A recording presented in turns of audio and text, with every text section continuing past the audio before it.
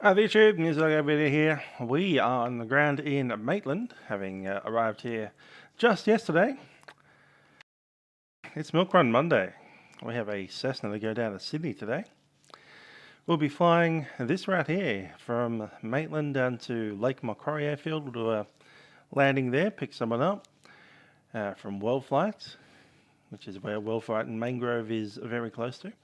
We'll then track down to Long Reef, do a sector of the Harbour Bridge into Manly, Sydney heads at 500 feet, then via the Victor 1 to Gibbon, and then Seacliff Bridge, Wollongong, and then coming down via Menangle to Camden, do a touch and go, then bound 2RN to Bankstown, another touch and go. Actually, might even do a stop and taxi back for that one.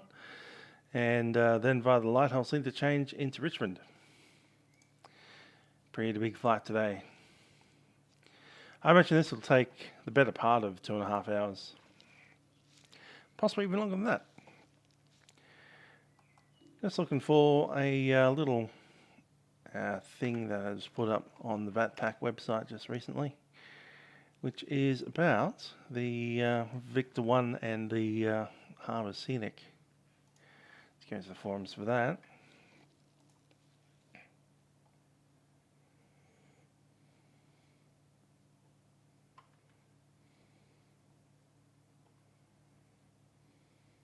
Sydney Harbour Guide, there we are.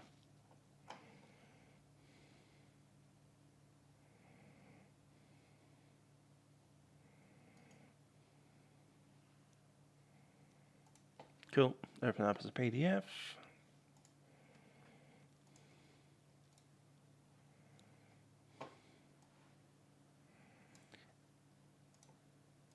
And there it is. Australian Skywatch. And to see that the reminders are working for you. Let's look at the harbour. This is probably going to be the hardest bit of today's flight. Harbour Scenic flights, there we go.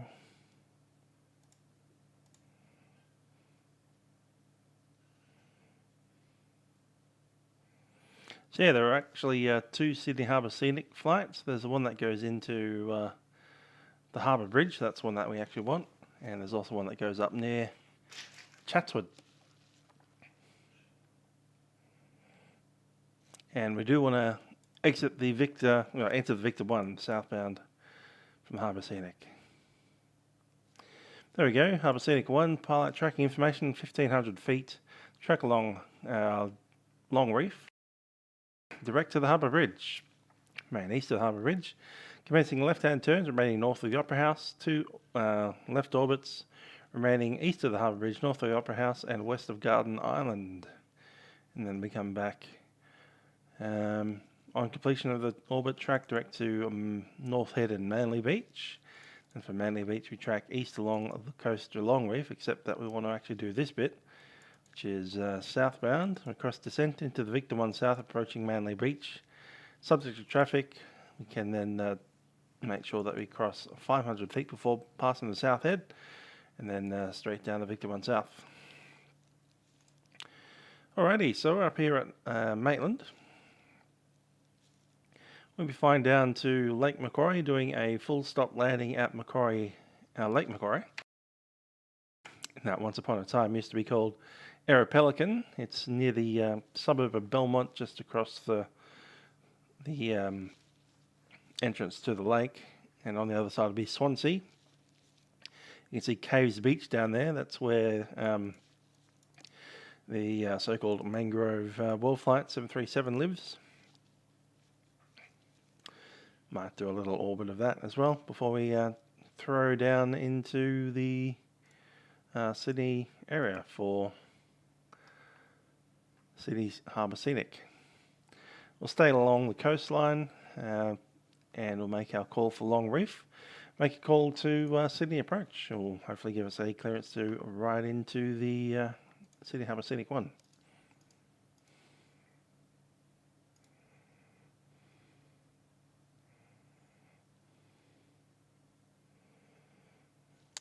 So clearance track long reef, and then contact prior to breaching long reef, requesting Harbour scenic clearance. Cool. Let's head on over and get our aeroplane ready to go.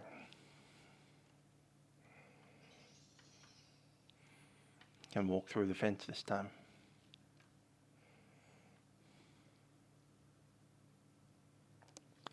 Hi there, Lachlan. Good old Airbus A320. Look out for little Cessnas floating around the Harbour Ridge.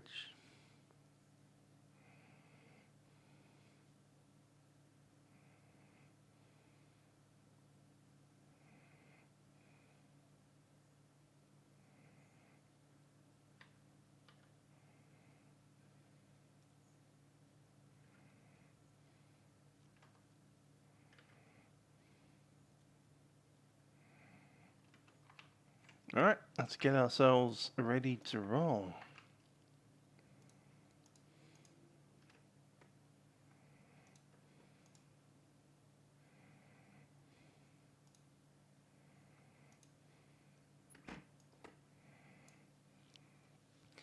Very nice weather here today.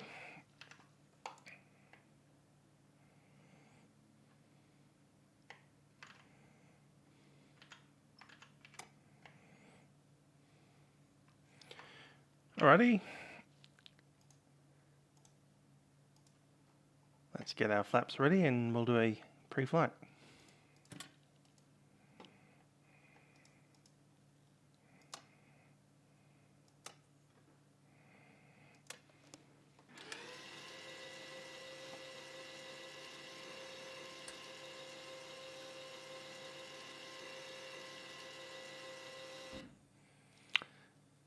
There we go, battery's off.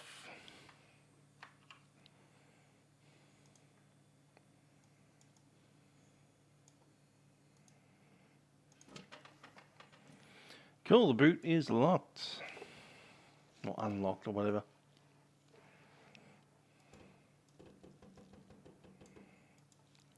Looking in there, all the hinges are good.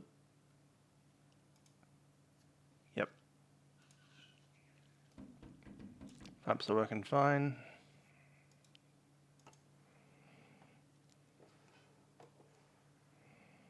Yep, hinges are fine. Tie down is off. Throw away the chocks. Nothing but fuel in there. Looking good. Jumping up the top, we can see that no one's stolen any fuel off us, so we've got almost full tanks. Yep, plenty of oil in there. Nothing but fuel. The prop looks fine. Spinner looks fine and there's nothing inside there. Static is clear.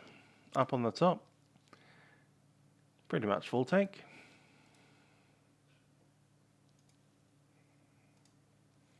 Chocks away, throw that away. Having a look inside, you can see those bits of clear. Hinges are attached. Flaps look happy.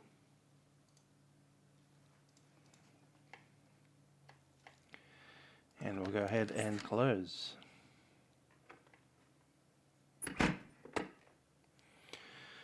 Quite a warm, sunny day out there today.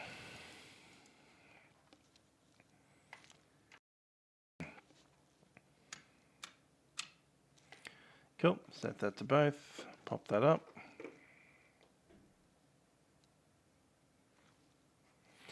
Today's flight, I reckon will be about 2.5 hours. Might even reach towards 3. So I've got about 4 hours of fuel on board. We'll certainly need more fuel once we arrive, although we're ditching the aeroplane over in Richmond today. And on Wednesday we'll take the Piper Archer out. Get a hotel Tango mic. And with that we'll turn on. Batteries are in. Fuel pump it. 2, 3, 4. Fuel flow showing in the green. Looking left, nothing happening down there. Clear prop.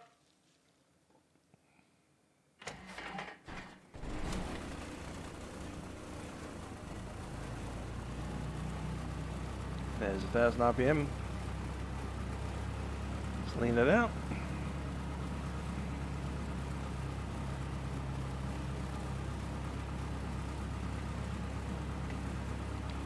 Avionics are in.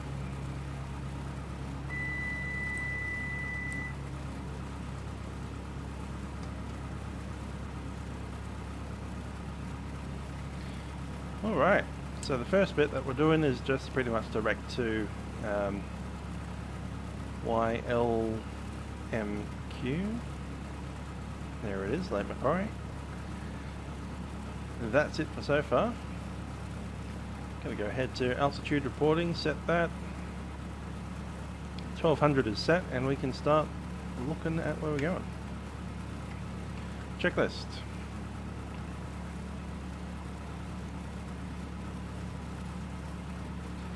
Engine started, that's all fine. We'll get the flaps up.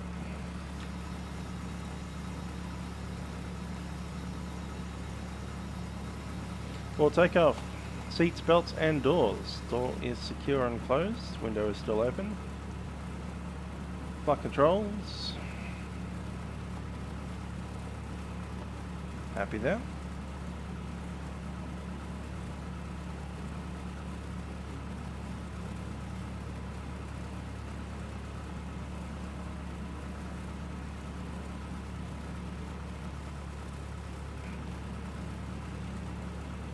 Radios and lights, chucking the beacon. The rest of that looks okay.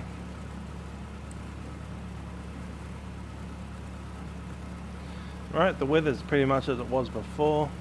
Beautiful weather. We will be using runway the 23.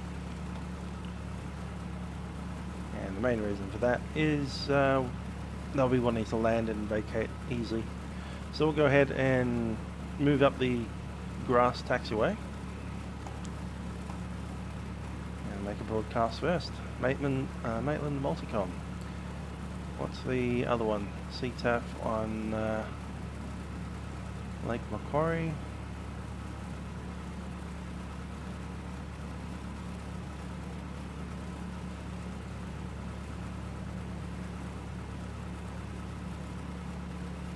Where is it? LMQ, there it is, Lake Macquarie Airport. It's got nothing, alright.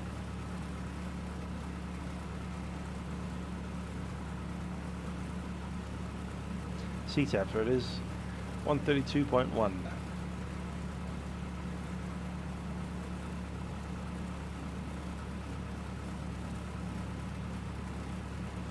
Alrighty, we can start to move out. Flying past the Hawkesbury River in a 727. Fun. Alright, I already know that the altitude here is basically there, so we'll set that up. And I'm happy to taxi out with the window open. Very bright sunny day out there, it's 20 degrees. Let's move. Traffic Maitland, Julie Kilo November, Cessna 172 is taxiing. It's runway 23 via the grass. Julie Kilo November. That there is the fueling area. Or is that the weather? I can't tell. Might be both. Anyhow, I think we'll go up the other end of the runway, do the run-ups on the grass, and then we'll move out from there.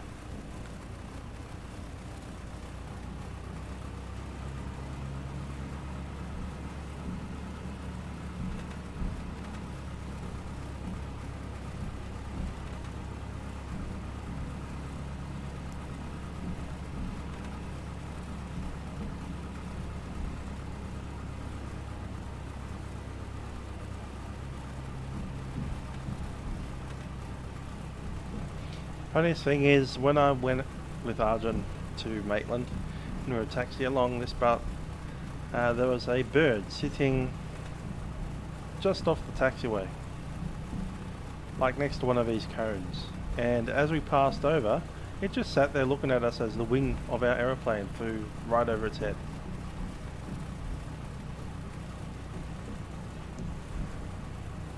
Nonplussed bird.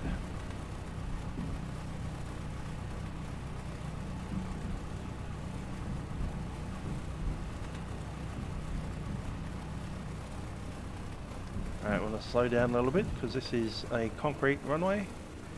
I just want to lift the nose of the aeroplane up over so I don't like jam the nose wheel into the ground here. There she goes.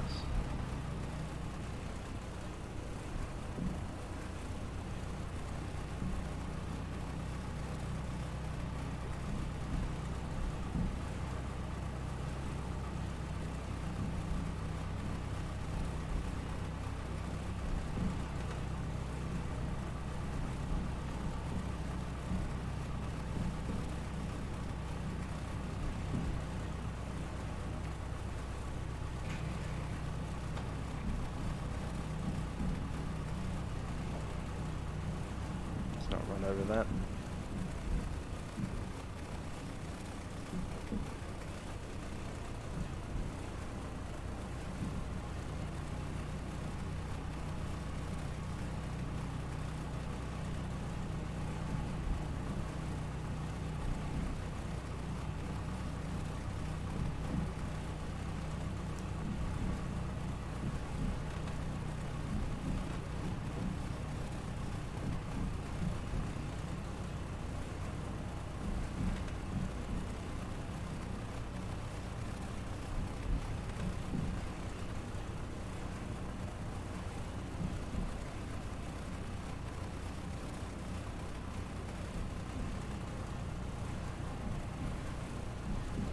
There's a tiny little piece of concrete right there.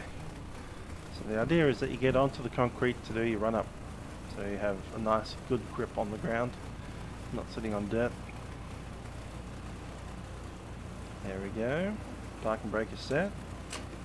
Mixer is fully rich. Just got to shut the window so we don't suck anything out of the airplane as we go into high power. Done that before. Have your shoulder strap unlatched because you need to get down onto the ground to grab that, and then off it goes.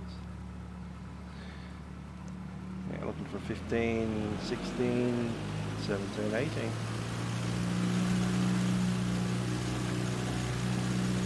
18. Set.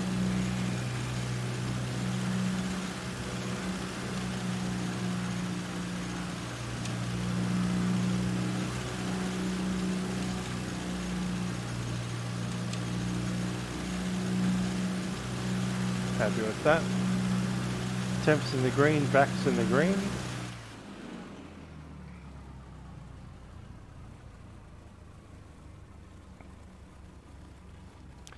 Okay, 600. It's quite happy sitting there.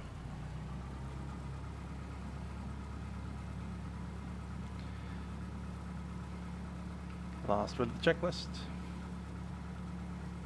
Okay, elevator trim is set for takeoff. Now tear the panel is set.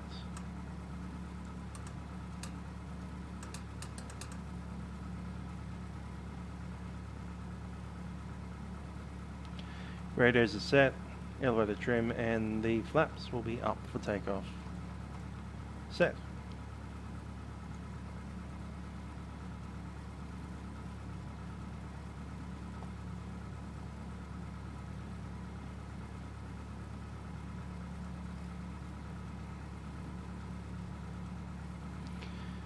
Fuel pumps on and the lights are on.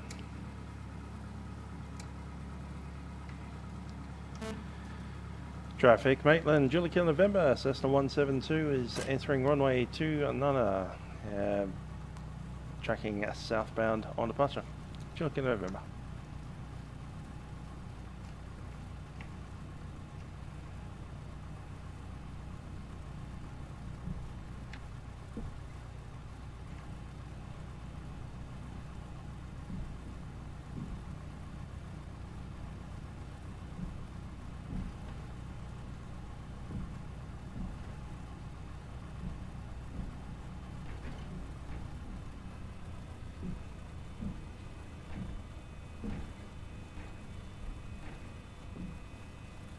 And here we go.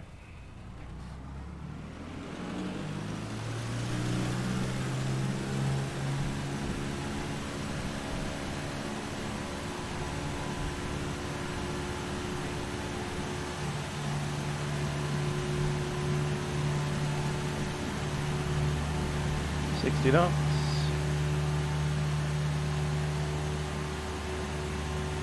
75. Quite happy with that.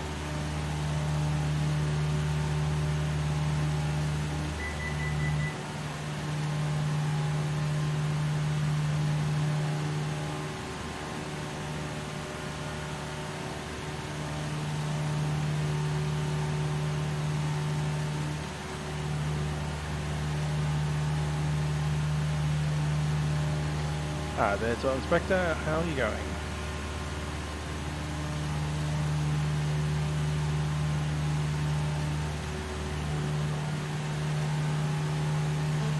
Traffic Maitland Juliet, Kilo November has departed on the crossway in the runway 29er, climbing through 700 feet, climbing 2,500.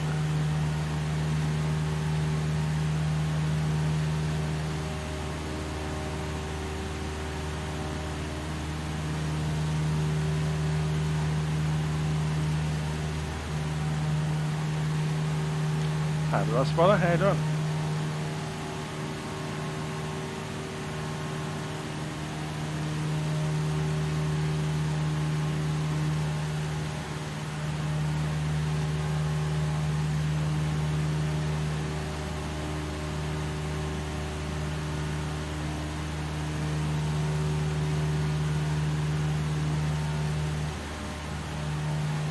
Good luck, Lachlan. Hope you enjoy your milk running.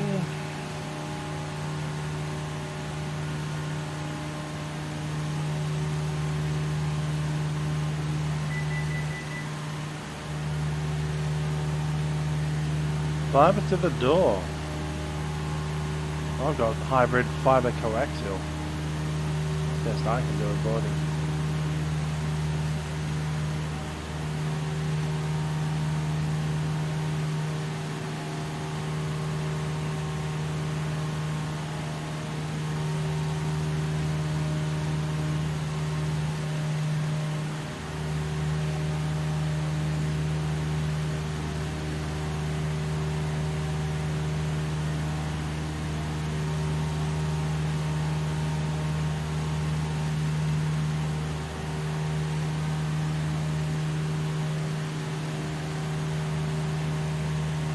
Dan Hammond, good day, how you doing?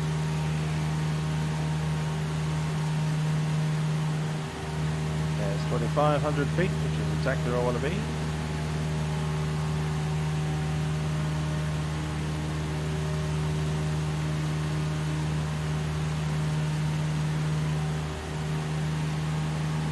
Speed coming up. Now I'll just lean out the mixer a touch, there we go, that's increasing RPM quite a bit.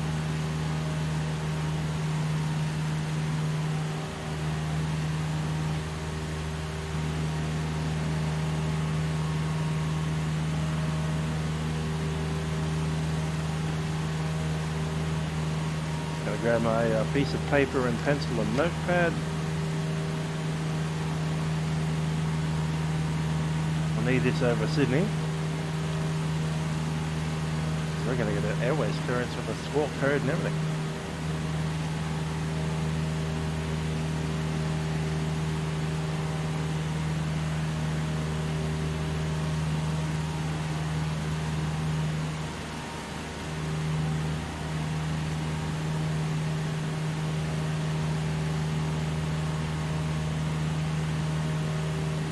There's West Maitland.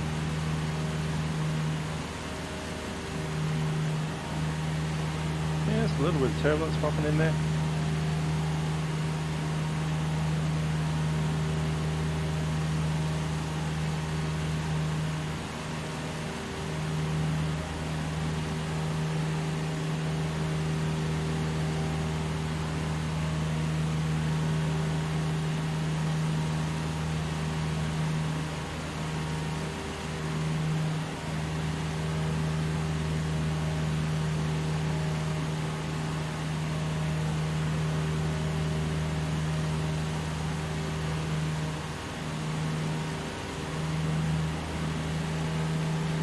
As long as we're below 4,500, we're all good.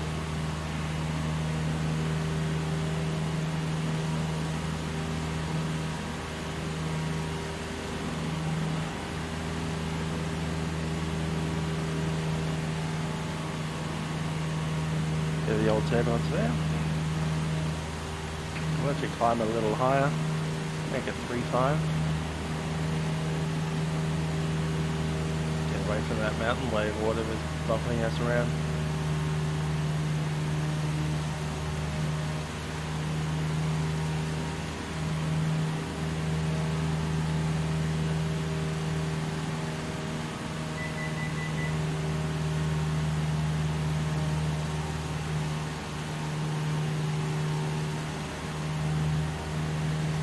Hi there, Grant. Grant has paid the landing fees. Many thanks.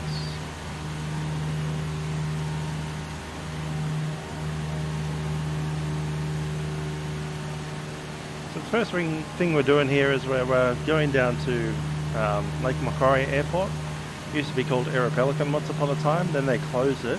And then Matt Hall, the air racer, decided to buy the airport because it was up for sale. Of course, there was going to be a home developer going to buy the thing and shut the airport down. So Matt Hall of Red Bull air racing fame decided that he'd buy it. It's an airfield again.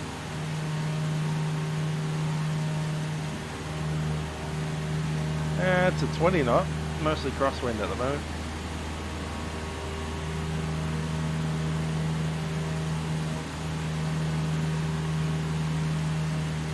That wind coming from 2.5, so I'll use runway 2.5.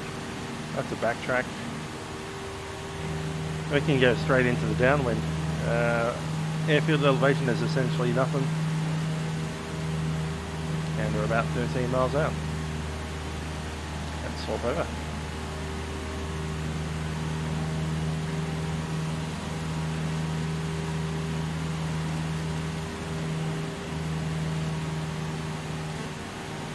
Lake Macquarie traffic, Juliet Kilo November, it's a Cessna 172. We are positioned to the northwest of the field at 3,200 feet. On descent to 1,000 feet, we'll be joining a left-hand downwind, runway 25 at Lake Macquarie. Juliet November. And Juliet November, we estimate arrival time in the circuit 05.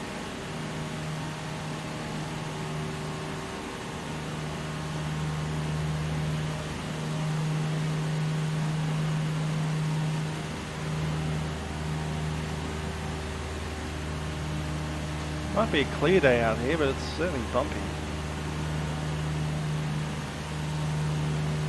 If you want to clear these hills, we'll be alright. Getting a lot of stuff out of that.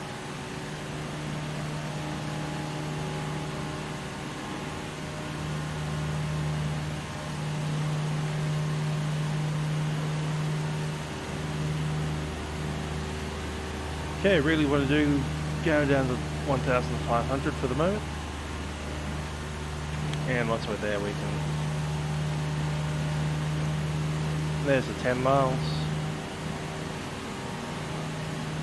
Runway 25. Right about there.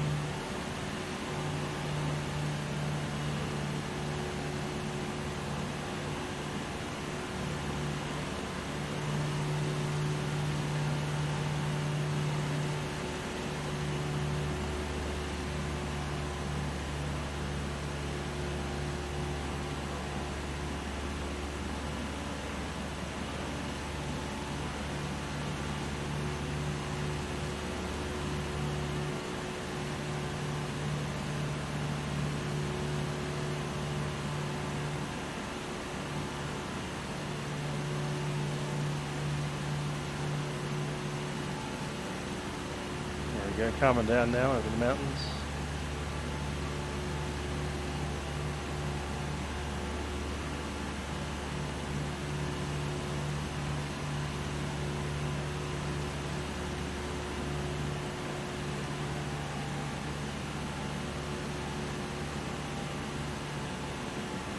Airfield in sight.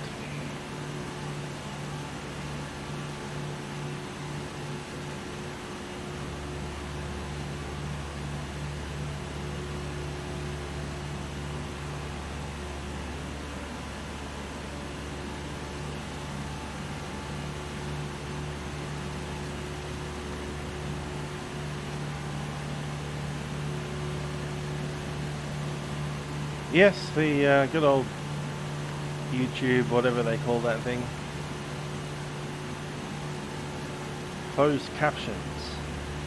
Certainly does come up with some rather interesting doozies.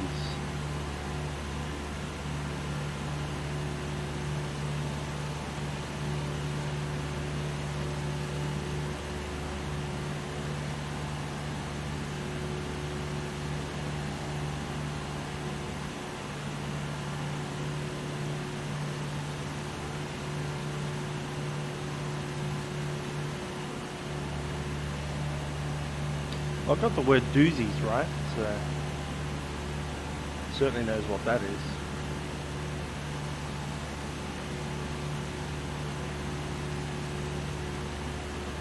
Just doesn't know what a Australian accent is.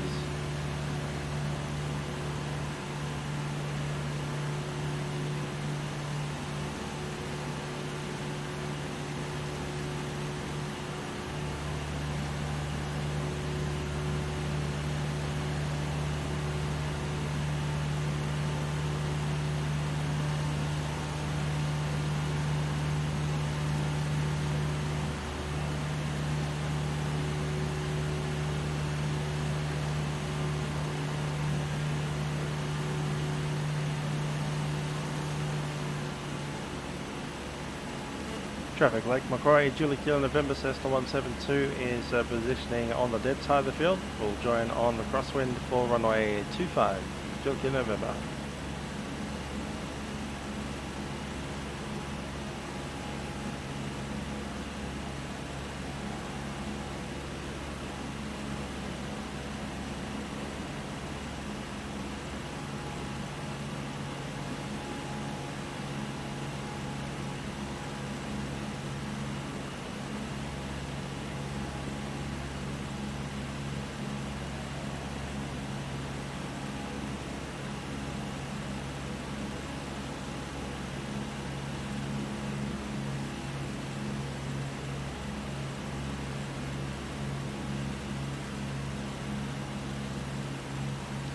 (1,500 feet).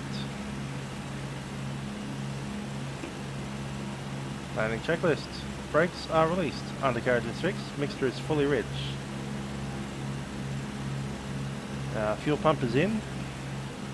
Fuel is set to both. Seats and harnesses are still secure.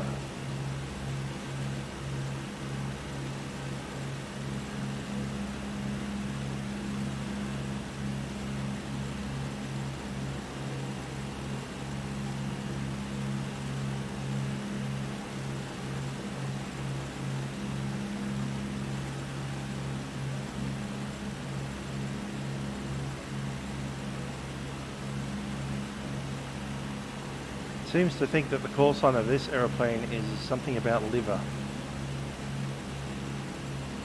Julie Kilo November, like joke something liver.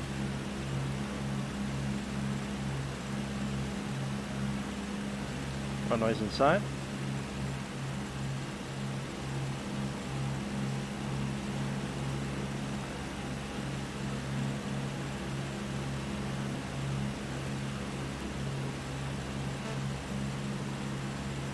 Traffic, Lake Macquarie, Julie Kilo November, turning downwind, runway 25.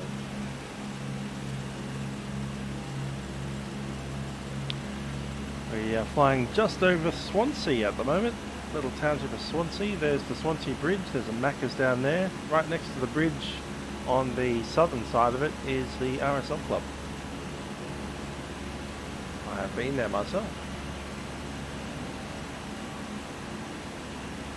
In fact, last time I did a well flight with the Mangrove crew, we stayed in a share house right about on that beach, inner beach. So I'm pretty much flying over it right now. In fact, that share house, it's probably in the scenery. There. Yep.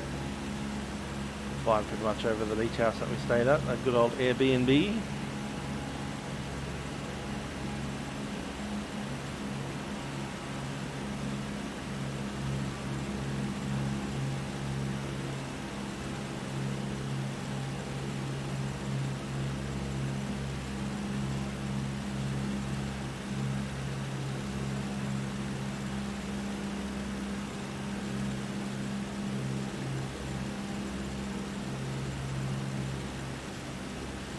About there, isn't it? Yep. Traffic Lake Macquarie, Juliet Kilo November, turning base runway 25.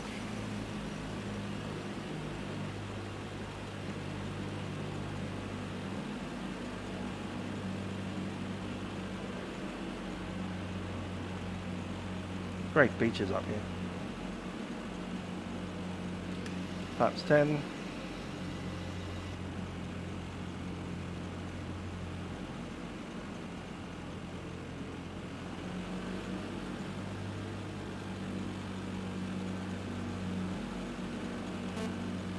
Traffic Lake Macquarie, Juliet Kilo November, turning a final runway 25.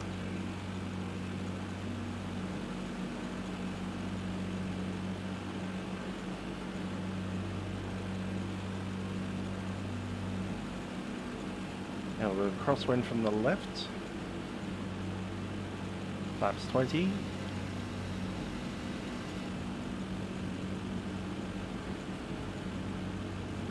Take it all the way, flaps 30.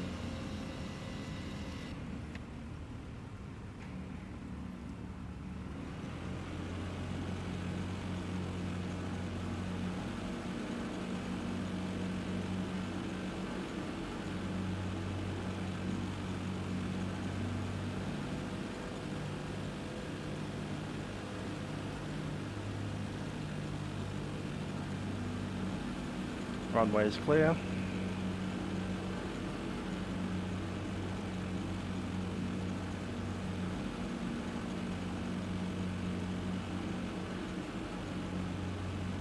Quite a bit of crosswind in there.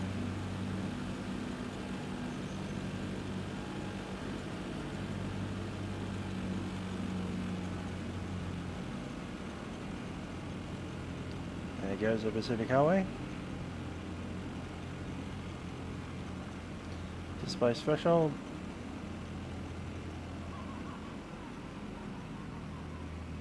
Kookaburra.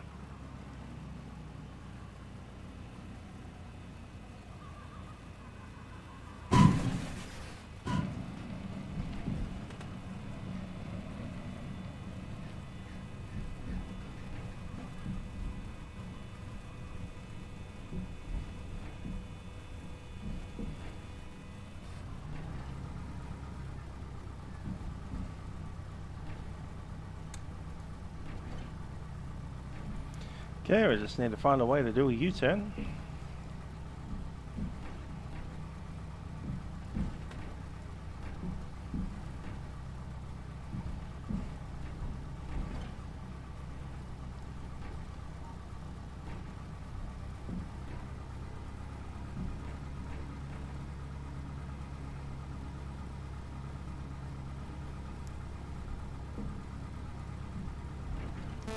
Traffic Lake Macquarie, Juliet Kilo November is backtrack runway 25.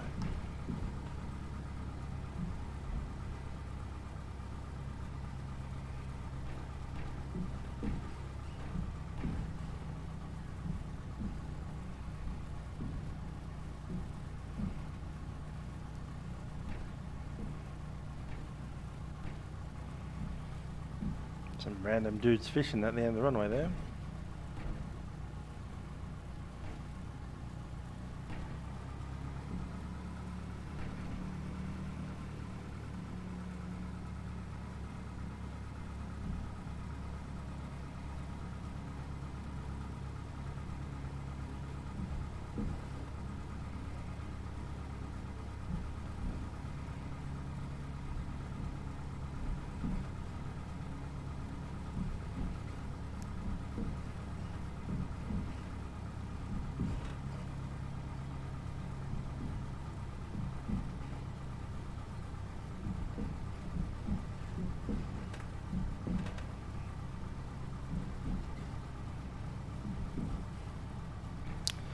Cool. Coming up to pick up the world flight crew from Mangrove 737. And then we'll head down to Sydney Harbour.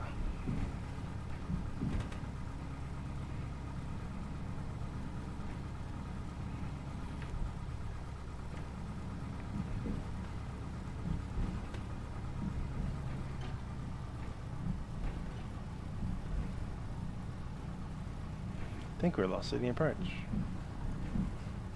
We did. Darn it.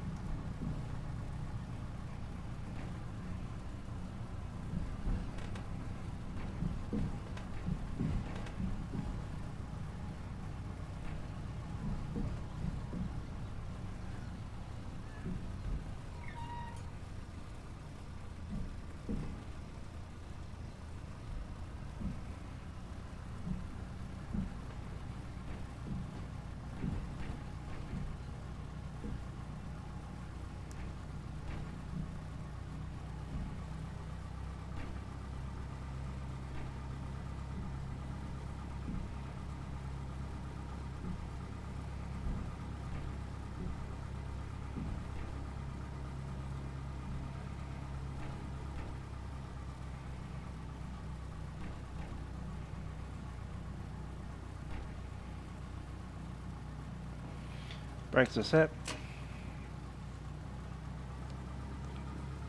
Oh, there, Aaron, how are you doing?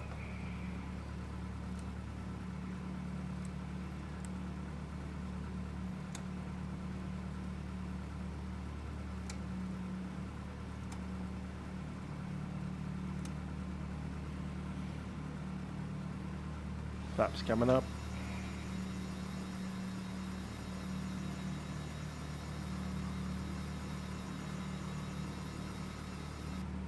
And the power's off.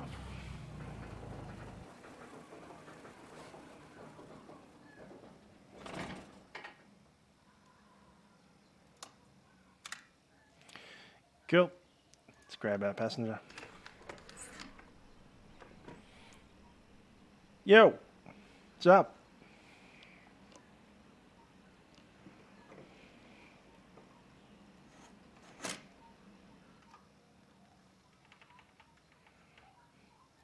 So we're at Lake Macquarie. As I said, this is where, or very close to where, World Flight Mangrove has their simulator. Ah, nice gate. Belmont Airport.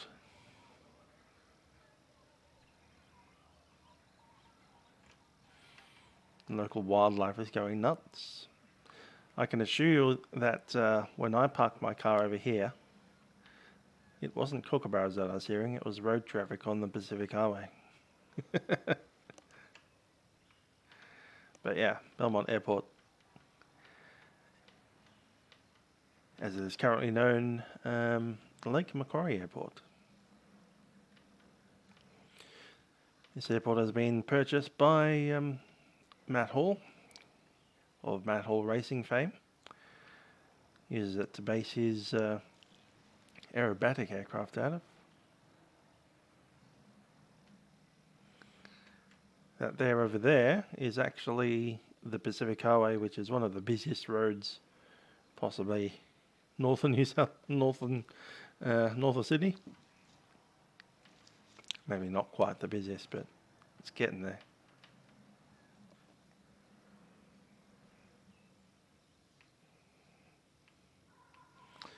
Well, I'm afraid to say that Boeing hasn't fixed things very quickly. They've still got their grounded aeroplanes, don't they?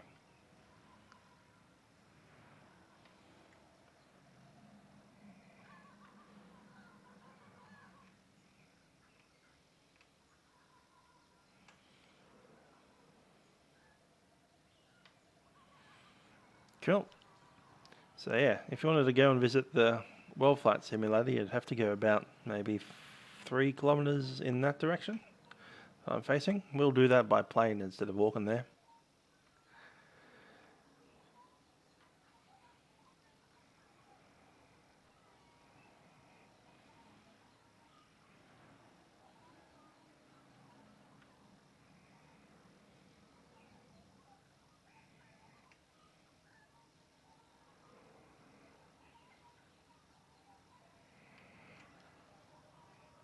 Morning. Okay.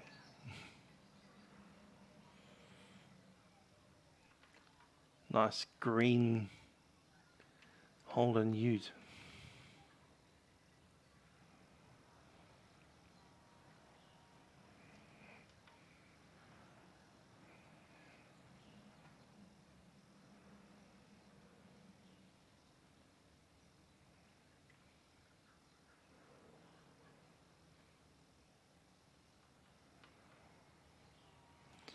Alright, let's get back into the Cessna and head on down to Sydney.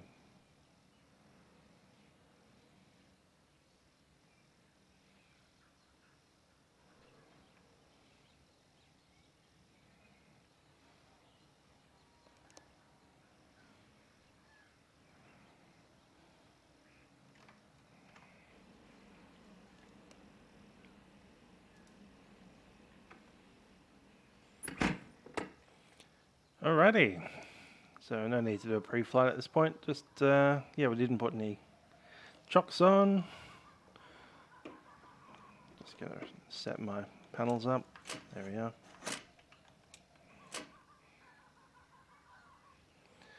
That's cool, that's cool, that's cool.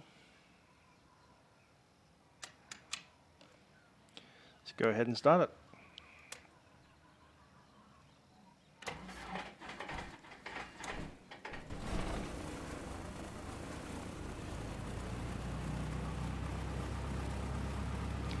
Thousand RPM. Lean down. Flaps are up.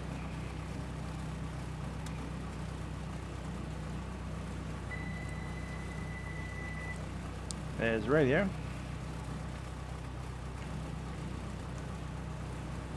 Heading showing 21.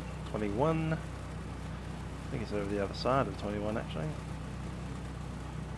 That's about right. Yep, that looks fine to me.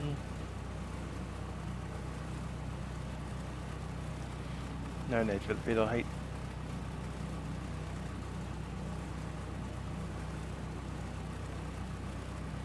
Alright, let's check in the flight plan. It's a bit complicated this time. We're going to do LRF Long Reef. Sorry, where's the bits? There we are.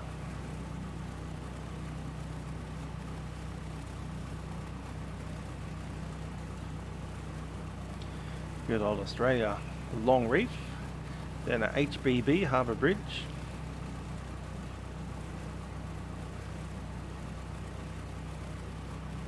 And it's Manly, M-A-N-L.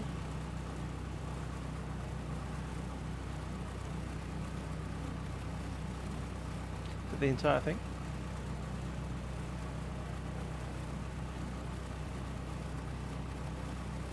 There it is.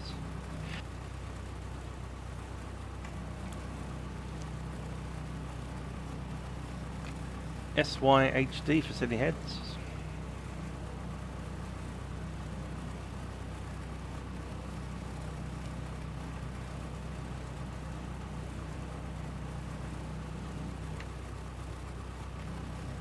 Then to Cronulla, C-U-L.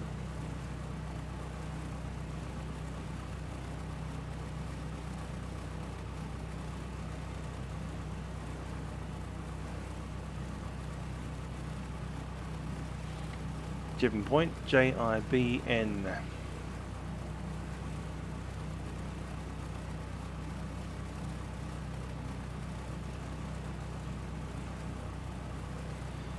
And from there we'll track straight through to, or is it Seacliff?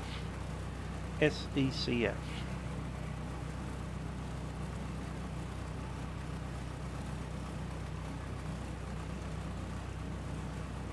After that, it's off to Wollongong, YWOL.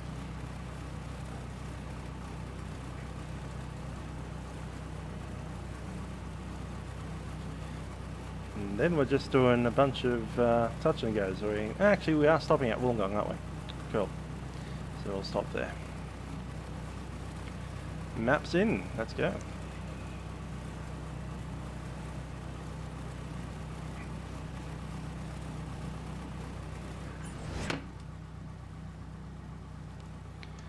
Traffic Lake Macquarie, Julie Kilo November is on the apron. We'll be taxiing out to runway 25, departure to the south.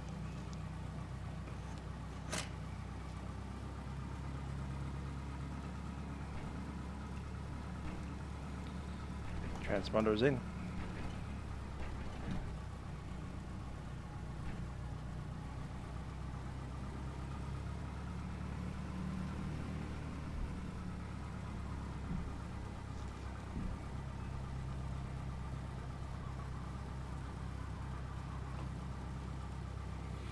Nothing coming in. Traffic Lake Macquarie, Julie Kilo November is entering runway 25, departure to the south via the crosswind.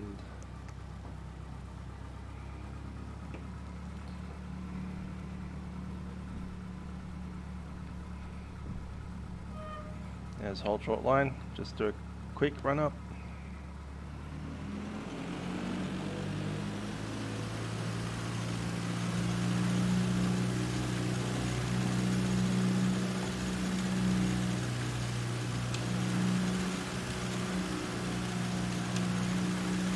Happy with that.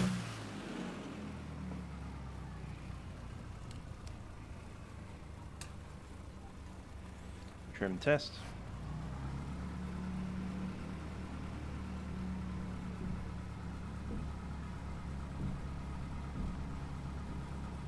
Test complete. All lights.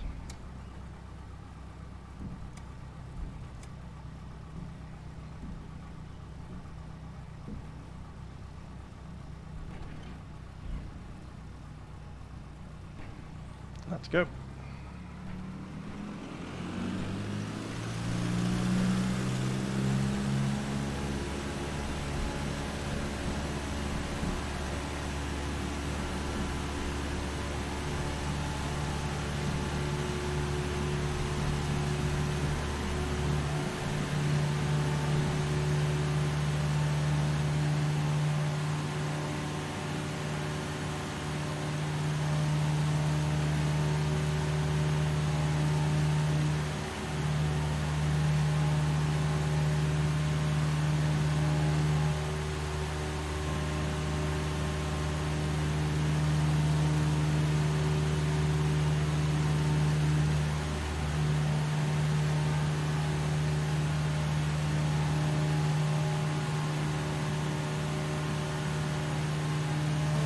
Lake Macquarie traffic, Julie Kilo November is departing to the crosswind, passing 5,000, climbing 2,500.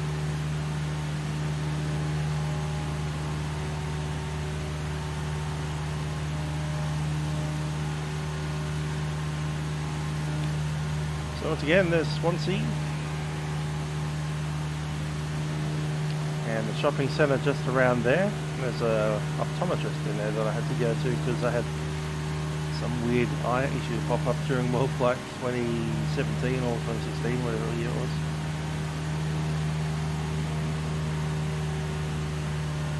Going to fly over Swansea and then we're going to check in over Caves Beach and we'll see where the sim lives.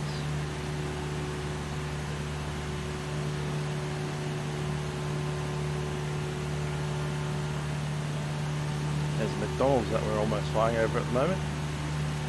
And that bridge there actually raises up so it lets boats underneath, so about 3 or 4 times a day you can't get through the road.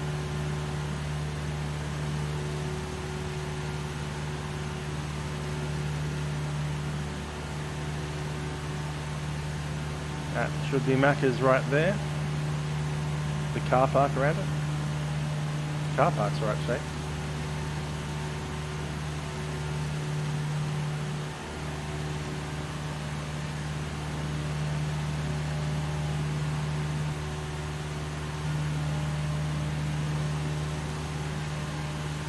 There's the school and the road. The road goes around the corner. So right about there is the World Flight Mangrove Simulator. I'd imagine it's just there. One of those 2 houses. North one there, next to the big hill. Or is it up? No, it's further up, isn't it? It's here. Hill. Yeah, it's almost at the top of the hill. So there's the top of the hill, so he's right there. There's a 737 simulator inside that roof right there.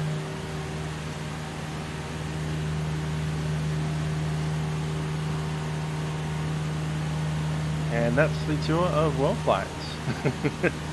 World Flight Mangrove Sim anyway. We'll be heading over to Bankstown towards the end of this session, and Bankstown is where the 747 simulator lives, Qantas 25, the original Matt Shieldson.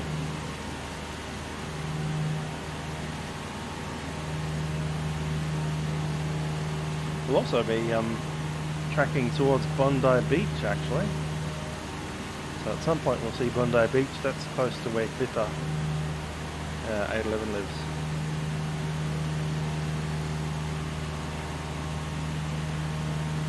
Meanwhile, there's a few other interesting tidbits of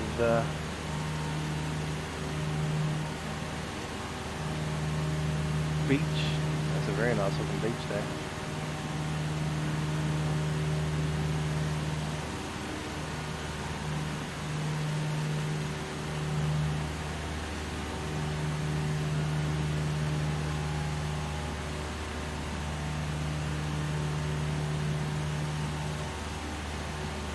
Good stuff. Let's see where we are in the scheme of things. Okay, that's Tuggerah Lake, and just on the south side of the entrance is a little beach that I'd like to see called Avoca Beach. Spent quite a few summers up there in my high school years.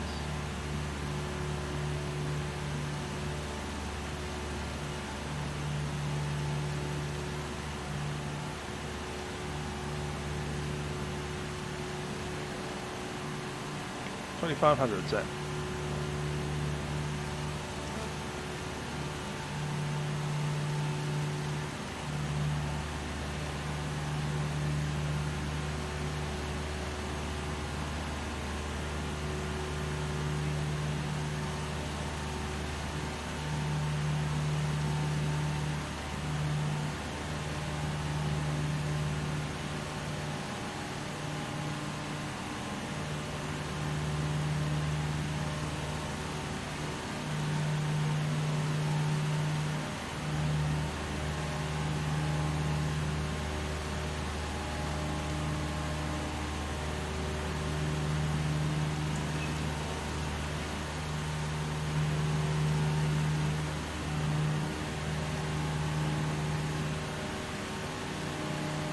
Down over there somewhere is the little airfield, Warnervale, WVA. We won't be going there this trip, but we may come back to it on Wednesday when we do the flight back up to Cessna.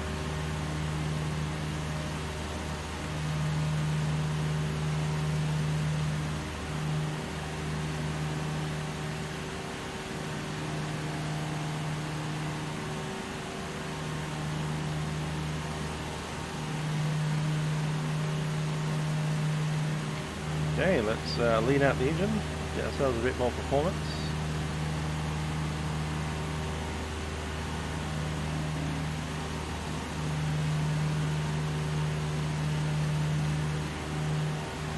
Right about there seems the best.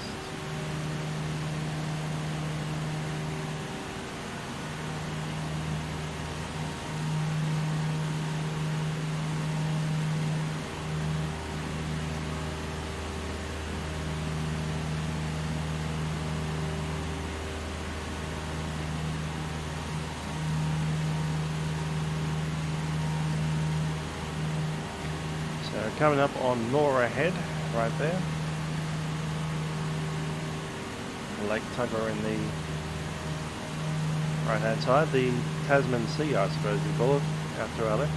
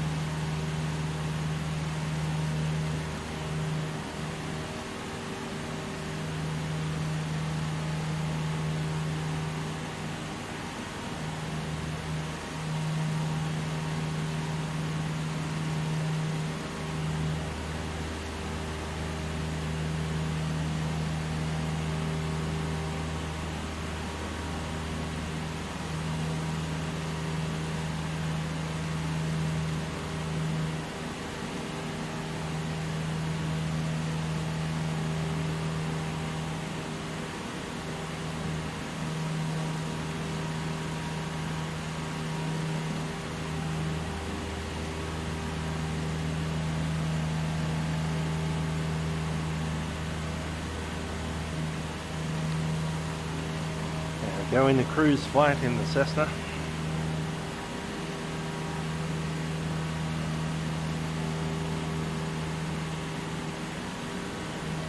Yeah, I do agree about those sceneries. They are very nice. Most of them are. I think Wollongong will be pretty good too when we get down there. Visit the old 747 and the Harbour Museum.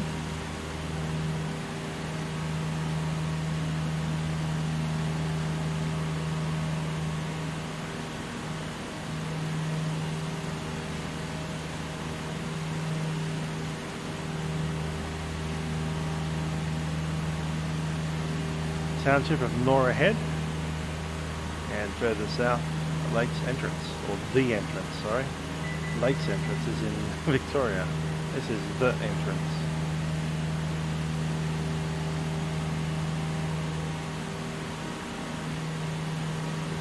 And the Tuggerah Lake.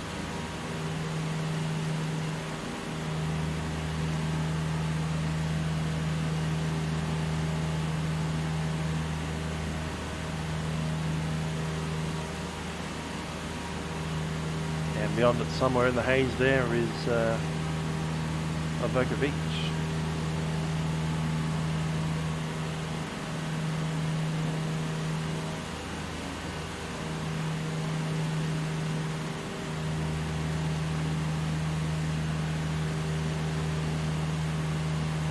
Batter Bay, Erina, Terrigal, yeah.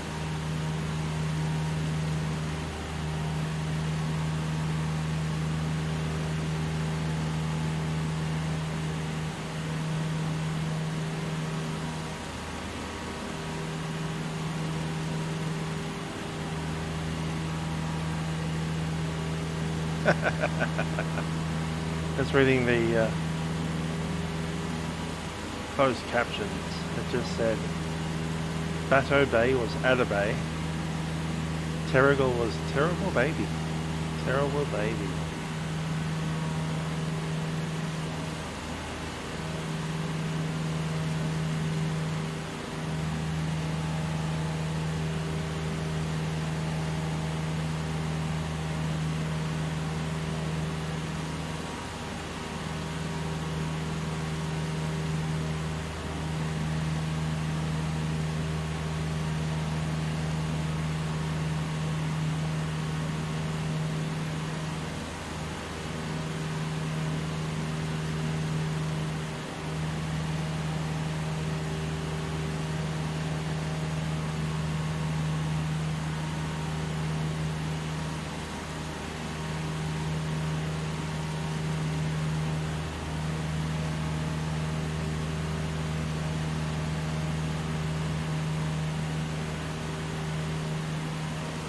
Alright, so a few things that we need to look out ahead.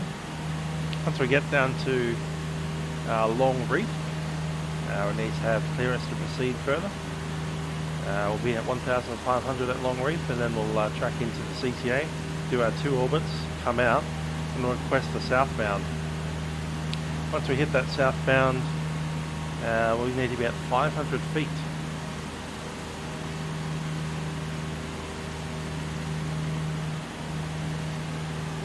At 500 feet altitude in a Cessna 172 over water, which is why we have life jackets on board.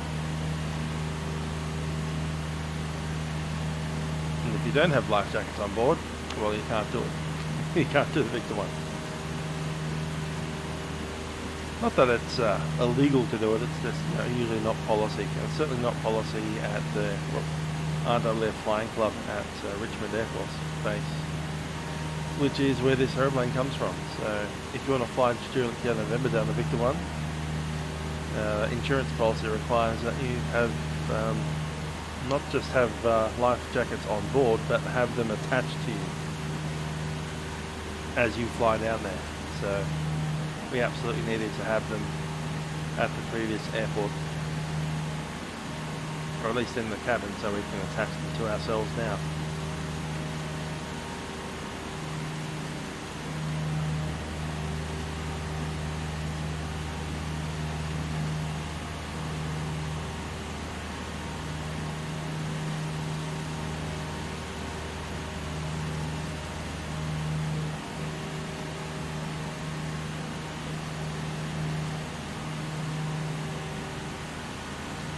not such a problem right here, but once we're at 500 feet, a good mile offshore, if that engine stops, you're in the water.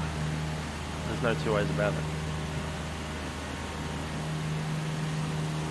So normally our backup is maintaining an altitude where we can glide to land, put it down on the beach. On the Victor one, your insurance policy is that you're wearing a life jacket so that when you hit the water you can float back up.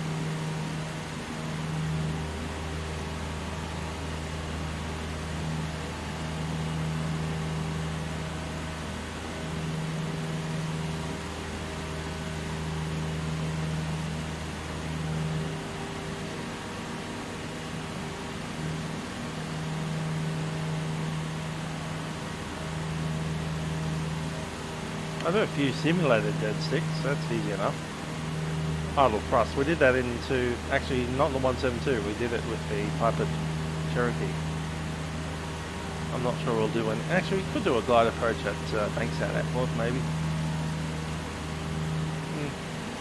On the circuit runway? I don't know. Maybe it'll be more comfortable over in Wollongong because that's a CTAP, you don't have to worry about their drop control.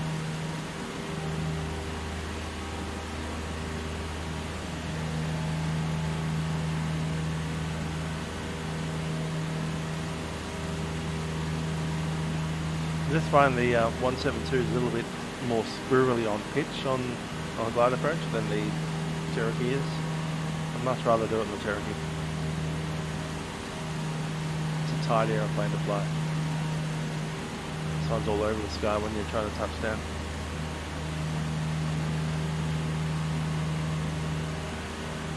That's Avoca Beach, right there. I recognise it because of the lagoon just behind it, touching the sand, and then you've got this big chunky headland over there. My friends had a holiday house right about there, halfway across that beach, between the beach and the headland. Spectacular scenery. And the property was right on the beach, so we essentially had the back door, then a little pathway that went over a brick fence, like brick wall. Then it was sand on the other side of the brick wall.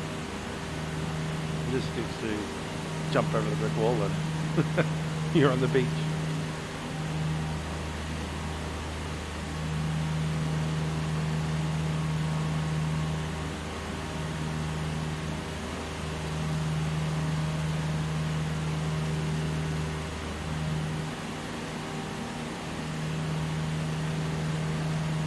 Hi there, Bernie Weemers. How are we doing?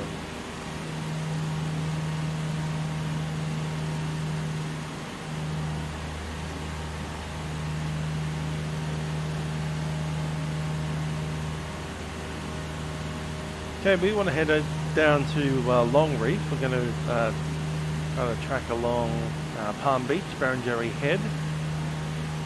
Just off to the left-hand side we have Edalong, and we also have Patonga, which will be harder to see. Now, we don't want to fly this direction into Patonga because it's got aircraft coming out of Bankstown, heading northbound. Patonga's, is that Patonga right there? I don't know, I think it's the one after. So that's Edalong Beach right here. Old work colleagues of mine will know all about Patonga.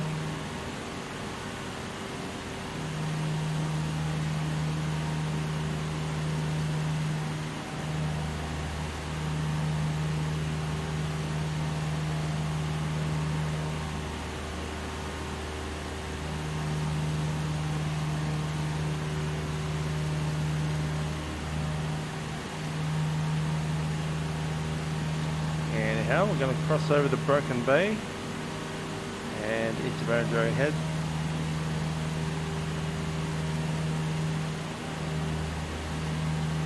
Broken Bay is where Hawkesbury River hits the ocean essentially.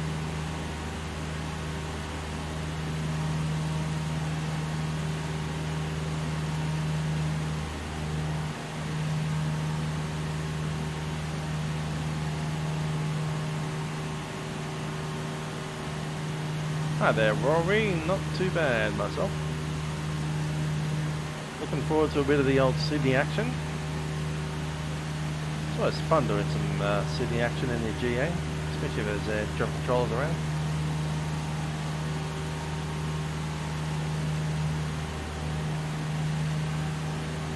Yeah, it's gone to a 2 cent today, I see.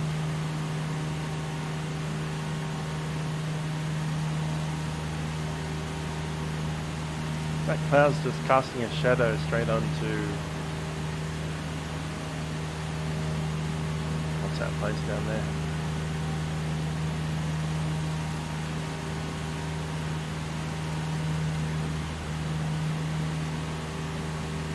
Oh yeah, Palm Beach has a seaplane base.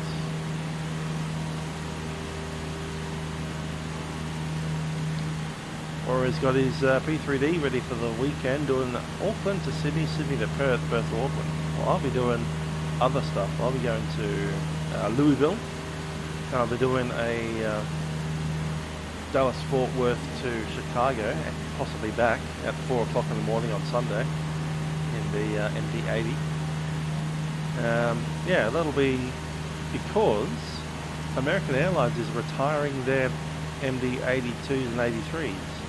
The last one's going to be flying this, is it this week or next week? I think it's next week. So yeah, last of the American Mad Dogs this week. If I could own any aircraft, what would it be?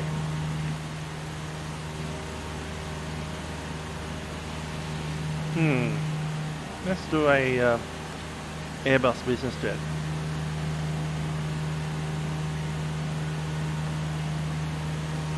Not sure if it's the A318 one or the A319 one. Probably make it the A319, slightly bigger.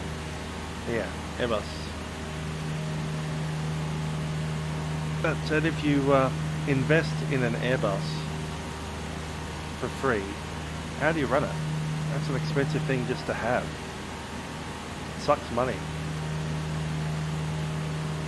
Blasts through fuel like nothing else, and when you keep it on the ground at an airport big enough for it to land at, they charge you by the through the nose, as they say.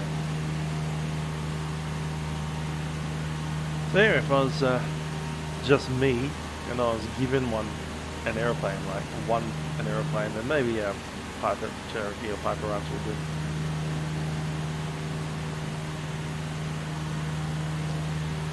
Recording during the 747 flight, I don't know yet. I'm not sure about the fact that I'll have a window. I've had a disturbing thought that the reason that nobody picked the window seat that I picked is because it's not a window seat. I'm hearing some conflicting rumours about that. It might be one of those edge of the things, see. Anyway, on pictures of the 747 that I've seen, the Qantas Airlines ones, there's no window on the seat that I'm sitting on. It's a patched over window. But we'll see. If there's a window there, I'll get a video, and if not, then it'll be photos.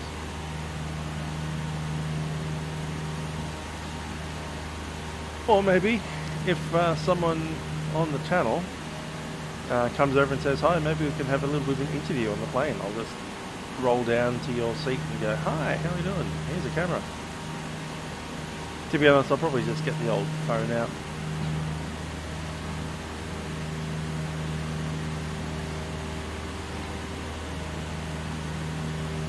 Yeah, I'm in a I think I'm in row H, seat number 60 something. And on some of the, seat guru things, it's listed as this window seat may not have a window. Which is great. Just what I wanted. A windowless window seat.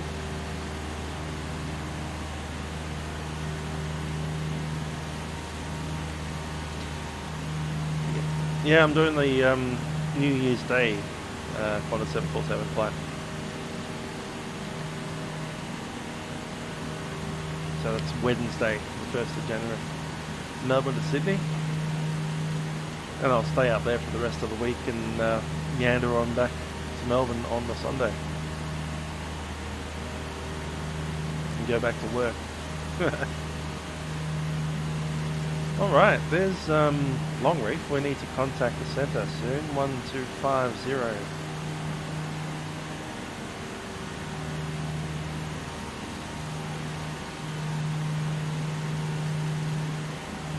Let's pick them up. I need to be at 1,500. Tiger 621, descent 3000, then cleared ILS from A16, left report established. These are the Sydney Northern beaches. 3000, clear ILS 16, stand up with Places like Narrabeen and Coralroy. That's Narrabeen right there next to the lake. That's Narrabeen Lake right there. Yeah, 16, you got 621. Yeah, Narrabeen, Coralroy, DY, all of those kinds of places. It's at Singapore 242, so back online and with reflock times. Singapore 242, thanks. Hopefully that's sorted it. I agree. I haven't actually flown on Qantas since 2006. Was it even 6? No, it was 2004 or 5. And I didn't even fly on Qantas intentionally. I bought a ticket on a Jetstar plane and they gave us a Qantas 767. Yeah, that's the last time I was on a Qantas plane. I can't even remember the last time I was on a Qantas plane. Singapore 242, good news. That seems to have sorted it. Your clearance will be very shortly. I'll just get your seat sorted. Last time I was on a Qantas plane intentionally must have been to Coffs Harbour in the Qantas Link Dash 8300. I reckon that's about the era. Singapore 242, cleared to Singapore. That would have been early 90s. Via Richmond planned route, climb to 5000 via the Sydney 1 departure, runway 16 right, and squawk 1176. Clear Singapore via Richmond planned route, 5000 via Sydney 1 departure 16 right, and code 1176. And did you want me on, did you want me to go via the end of departure, or did you just want to get down to anyone? I don't mind whatever's easy for you. I was just going to give you a direct Richmond anyway. Singapore 2. Yeah, it's okay. We'll take Sydney 1 and just confirm 1176, was it? 1176, okay. Good on Singapore 242. Qantas 459, climb flight level 400. Tough to get the word in. Climb flight level 400, Qantas 9. Qantas 12, descent to 3000.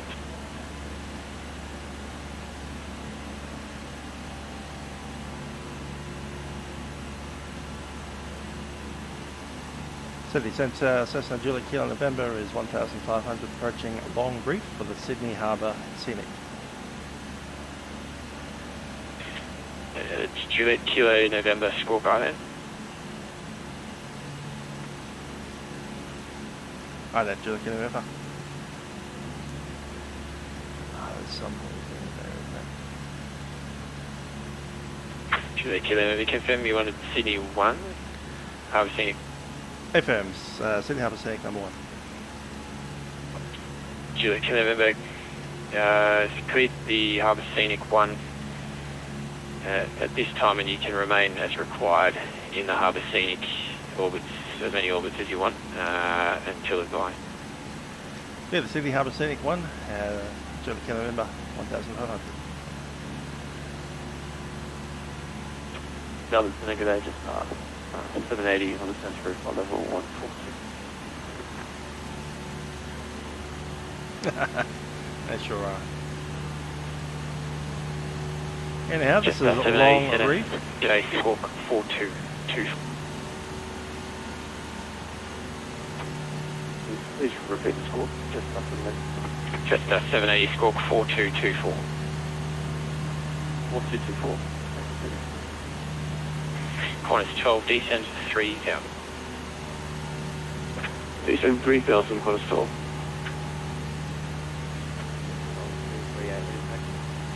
Alright, we'll do 2 seconds. Taxi or discretion to runway 16 right, report ready.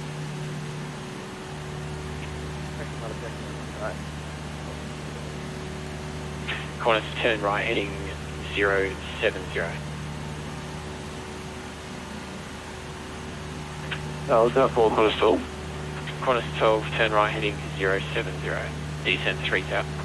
Air traffic control won't always give you a star. Turn right heading 070, But they will if they want you on the star. Qantas 12. Some places don't have a star, so it'll be hard to give you one. Feed to Aubrey via the, well, there isn't one star.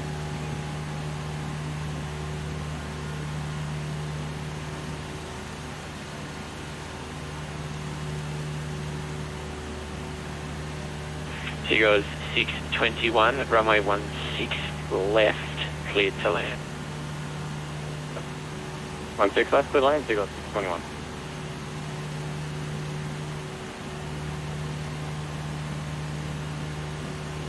Some of the smaller airports won't have a star, or they'll have a couple of stars, but not from every direction. Like on the flight I did last Saturday. We flew Boston to Teterboro, right, clear for take. and Teterboro has 3 arrival routes, but they're all from the south.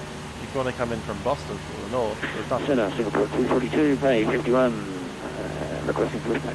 So in that case, we just got to clear Singapore 242, push approved. to arrive at a certain Push approved, waypoint Singapore 242. at a certain height. I think we needed to cross a certain waypoint at 6,000 feet, so that was the start. Just arrive at this waypoint at blah blah blah 1,000 feet.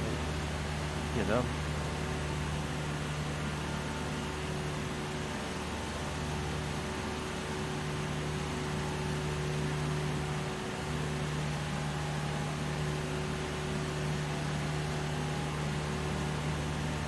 There's a spit bridge down there.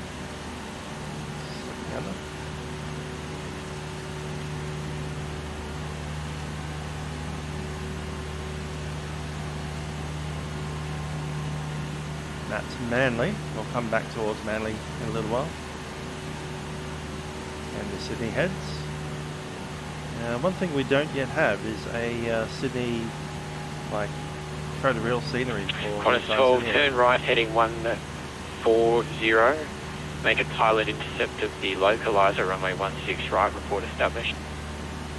We do have one for Melbourne and we do have one for Turn Canberra. right heading 140 to intercept the localizer. Qantas 12. But not for Sydney yet.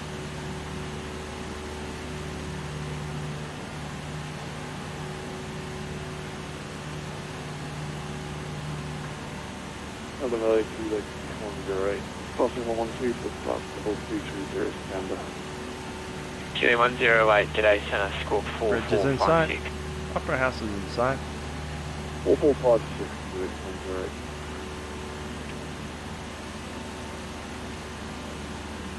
Massive lack of North Sydney in sight. There should be a massive, like, huge city right about there. Oh well.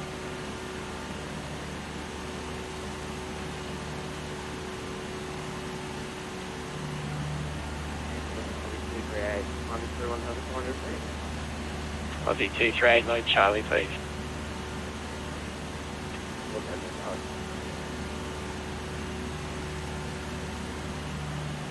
Chile 108 identified. Climb flight level 2, 3D 0 and confirming tracking via Canberra. Is that correct? That's one of the 230 Canberra and then Willie. Chile 108.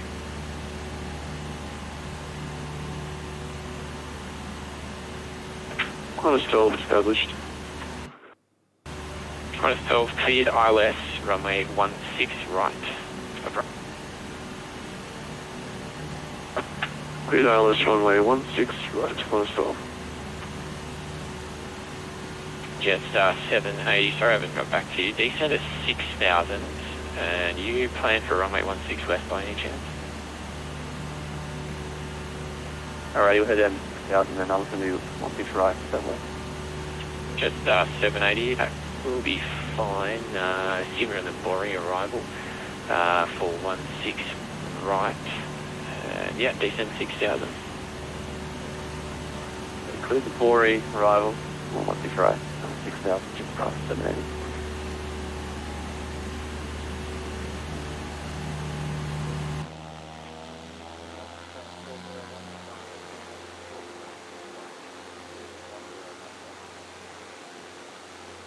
Qantas 401.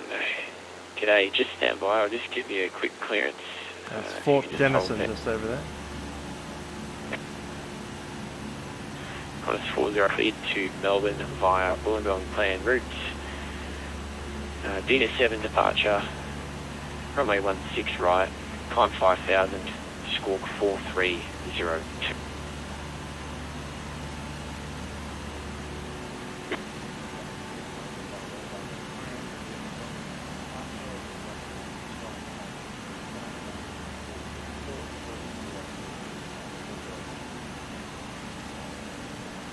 Qantas 401, thanks.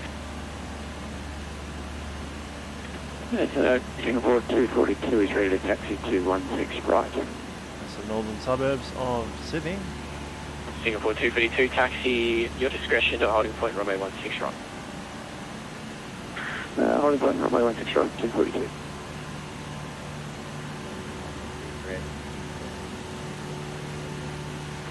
Aussie T-Trade, it did take a while to come through, but I got you now. You can climb the flight level 200. Confirm that with your final level. From the other side of the aeroplane, just to have a look.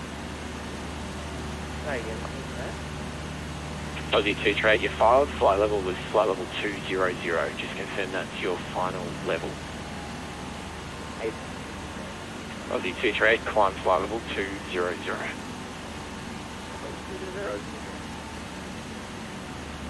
Tango Papa, Sierra, on frequency.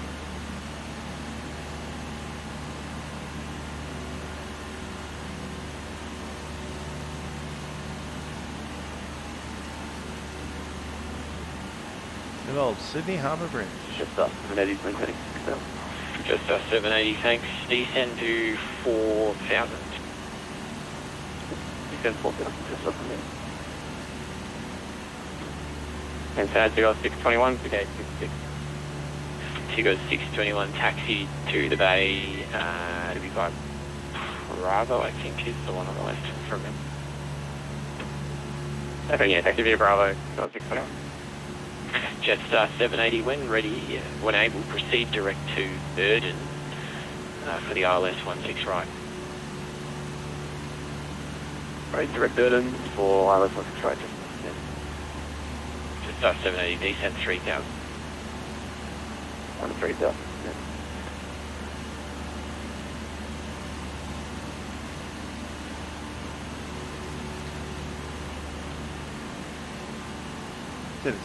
November is tracking to Manly, looking to join the Victor 1 southbound.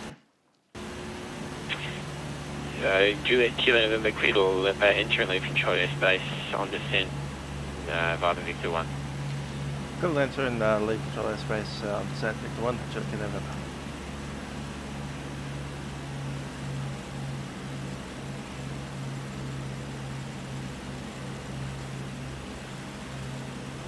Qantas 401, are you ready immediate?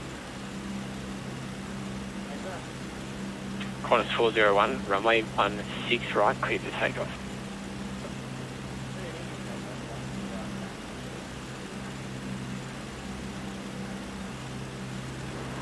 Air Canada 2243, requesting frequency change. Air Canada 2243, Unicom 122.8, g'day. 122.8, thanks for your help. Air Canada 2243. Okay, this is Manly. Qantas 401, okay, yeah, Manly ferry goes right there. Or what I might get you to do is just spin around and hold short. And we're going to sit just offshore, to the east, and then head on down south. Understood, that's fine. Great. Qantas 12, runway 16 right, cleared to land.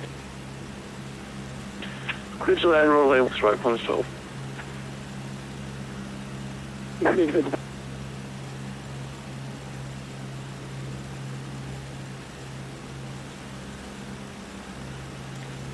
.8 on the CTAF for Sydney ESA. 120.8.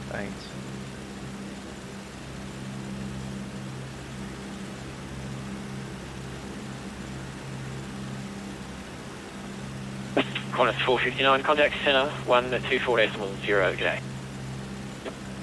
124.0, Qantas 459, way up. Set. Traffic, Victor 1, Juliet November is over Manly on descent to 500 feet, across the heads at 500. Victor 1 southbound, Juliet November.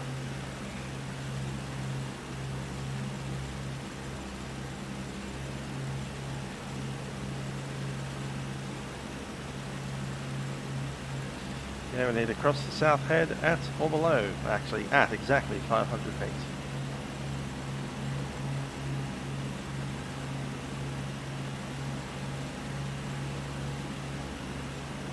Mist coming up, nearly rich.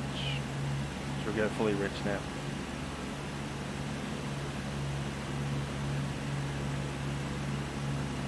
Okay, if the engine does stop, brace for impact. Both hands up. Try not to touch the yoke until we touch down on the water. Assuming that we do. Hopefully we don't need to touch the water and we'll stay dry.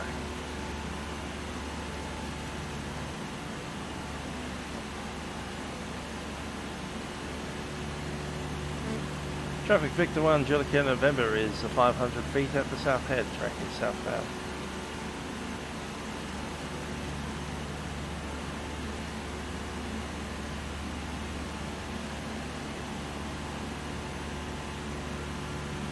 There's the gap. Right there.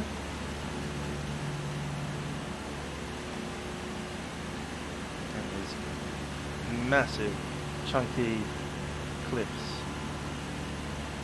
that form the outside of Sydney.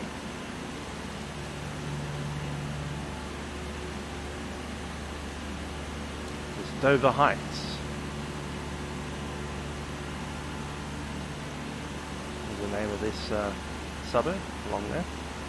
Dover Heights. Once you go around this cliff, we'll be at Bondi, where the famous Bondi Beach is.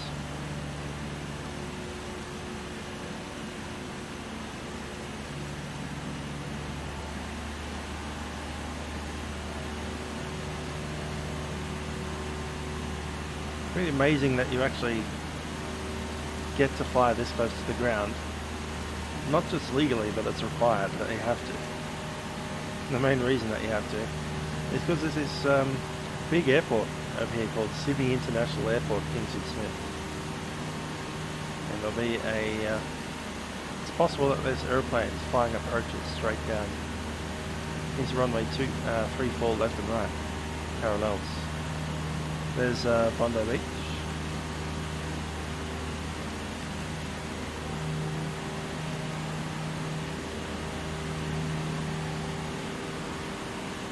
Bondi Rescue's on Channel 9 right now. Nice. Alright, so the requirement is not to contour fly the beaches. We can't go into them. But, yeah, there's Bondi. And Clovelly, and Maroubra. A bunch of other names that I can't remember. Bronte Beach. Yeah. My parents used to live near this area when they first immigrated into Australia from New Zealand.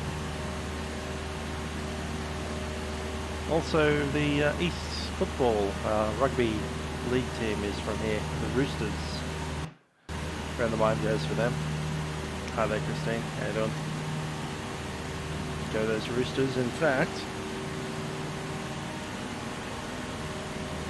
go the Roosters. Go those Roosters, eh? Flying over Roosters territory right now.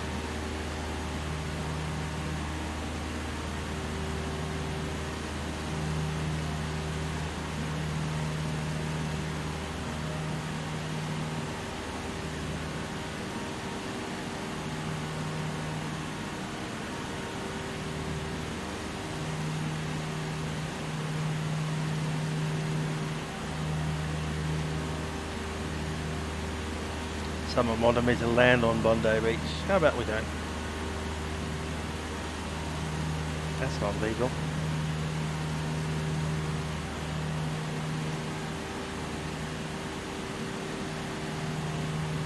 Someone's got one chunky boat over there.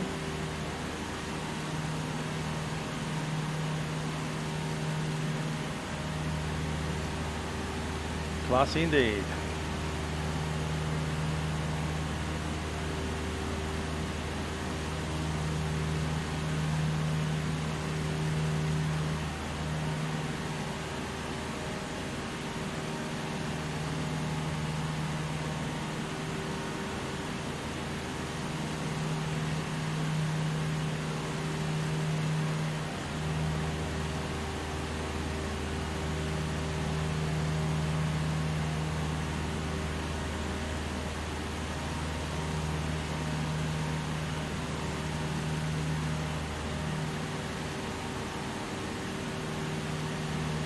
If you've ever wondered why there's a waypoint called Marub, M-A-R-U-B, that's because of the place here is called Maroubra.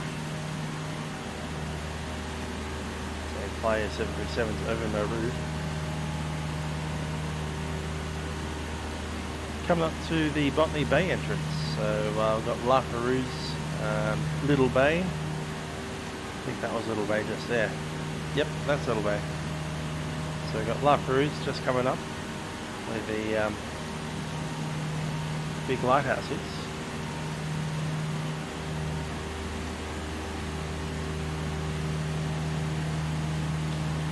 There's a fort, an old World War II fort, I think, just on the top of La Perouse, and also a golf course here. Next to the golf course is a shooting range, where they fire rifles and play targets.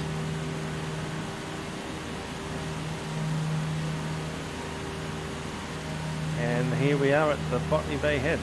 So inside there is Botany Bay, and inside Botany Bay is two runways, runway 34 left and 34 right. That's Sydney International. Alright, we are leaving Roosters territory, and we're now entering Sharks territory. This is Kurnell, where the oil refinery is.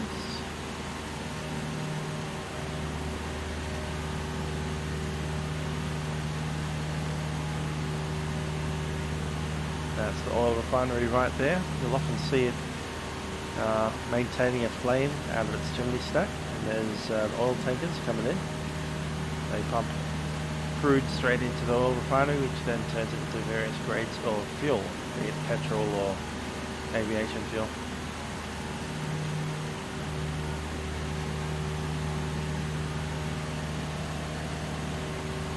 And coming up on Green Hills Beach.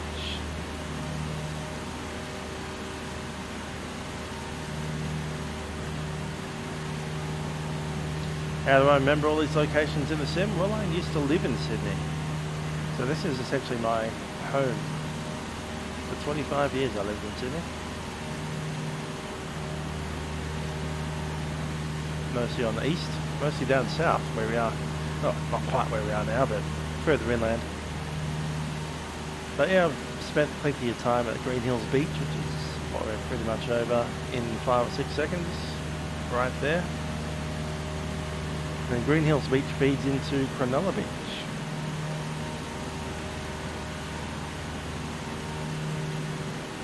Cronulla Beach is the home of the Sharks football team. Yeah, it's the football team that the current Prime Minister of Australia barracks for. So I'm not sure if that's a thing to be proud of or not, but there you go.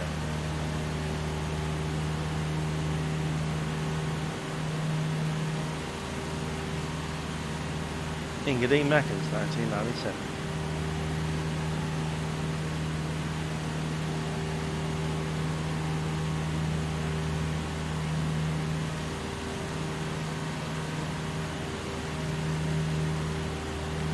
Where do I enjoy living the most?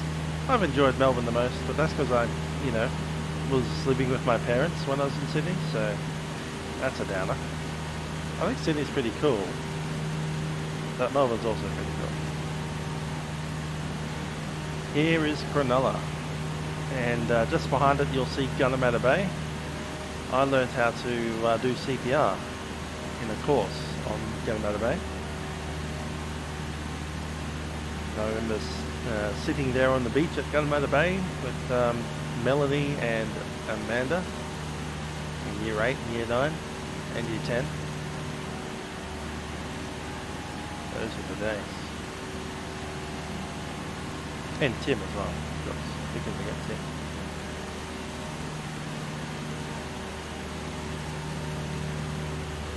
There's Gunnemotor Bay right there.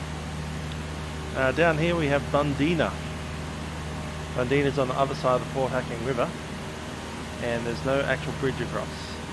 There is just a ferry that goes across a couple of times a day. So to get from here to across the bridge there, or across the other side of this river to Bundeena, the option is the ferry, which isn't big enough for a car, or you have to go for a massive hour-long drive around the river. Or you can fly across the gap in about 8 seconds. Fly by Cronulla. 1, 2, 3, 4, 5, 6, 7, 8. Hello Bundeena, how you doing? This here is Gibbon Point. Technically we should have been outside that, but that's Gibbon Point. Now we can climb to 1,000 feet.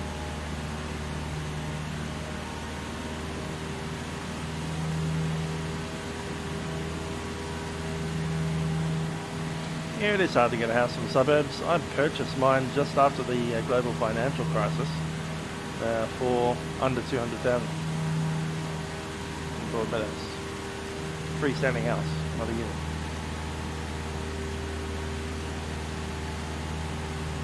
2008 was a good year.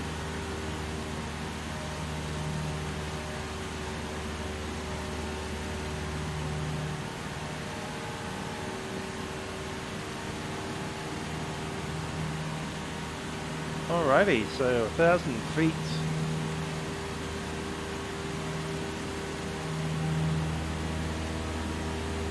And we're heading down towards Wollongong.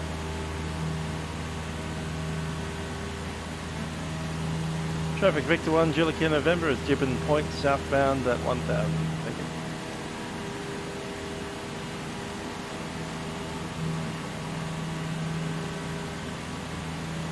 So if we stay inland, we can actually be at 1,500 feet. In fact, we might even go inland now. This keeps us nice and higher. 1,500.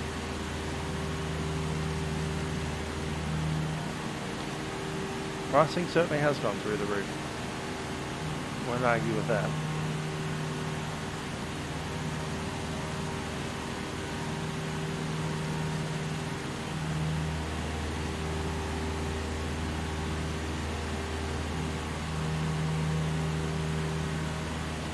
Which beach is that? W something. Walla? It's on the thing, isn't it? Guatemala. Guatemala Beach right there.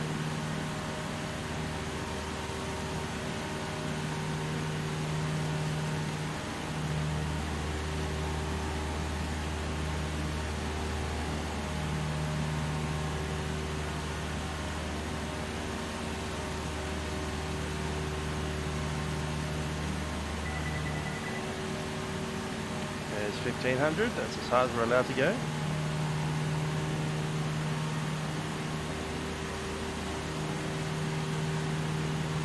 Alright, we're going to shoot down slightly offshore again. We just went to 1,500 so we can get that section. Now we want to pop offshore into the 2,500 and climb as hard as we can so we can get out of the way of these hang gliders. There's a hang glider thing just out of Stanmore Park. They can kind of launch themselves off there and make their way up or down depending on the wind. How much are these expensive sceneries? Well, Orbx version 2 costs about 50. Wollongong's about, what, 20, 29, something like that. I think the other scenery up there, what was it called? Lake Macquarie, they might still call it Aero Pelican. That's about $19. And everything else, including Maitland and where else? Maitland and Camden and Bankstown and Richmond are all free. We can get up to 2.5 now.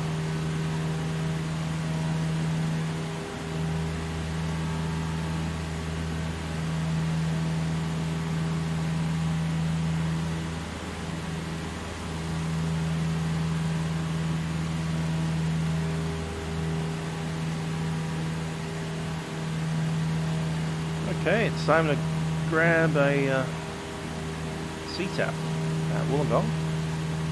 Wollongong CTAP is 127.3.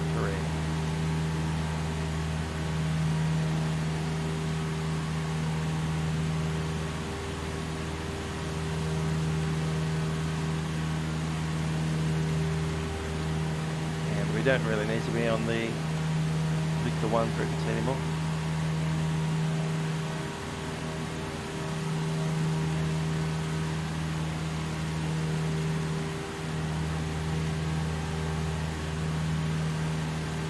Okay, Seacliff Bridge is coming up, SCL. Seacliff Bridge is a very interesting road structure. There used to be no road down to that area of the... Or you had to come down Bulleye Pass and then northbound again. So they put this massive bridge that kind of sits out over the Tasman Sea. Slightly offshore. And it's this really wiggly bridge. It follows the contour of the coastline, just slightly offshore, so quite a distinctive feature. Not sure if it comes up particularly well in here, but that's it there, there it is. Look at that. Alrighty, so I was about to say it might not be actually presented in this area, but it is, there it is. That's Seacliff Bridge right there. Before they put that bridge in, people coming from Wollongong would have to go up the mountain and back around here to come down to just over the other side of the bridge. But you don't have to do that anymore. You just drive across Seacliff Bridge.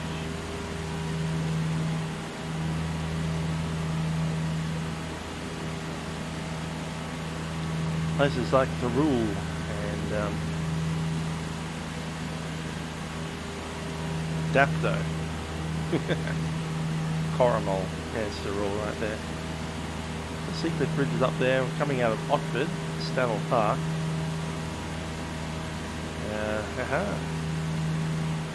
And Bellambi Point, Coromol, and down into what I'd call Wollongong, Port Kembla, Dapto, Kembla Grange, Dapto. If you've ever been on a, what's the line? Waterfall, Helensburgh line, on the train.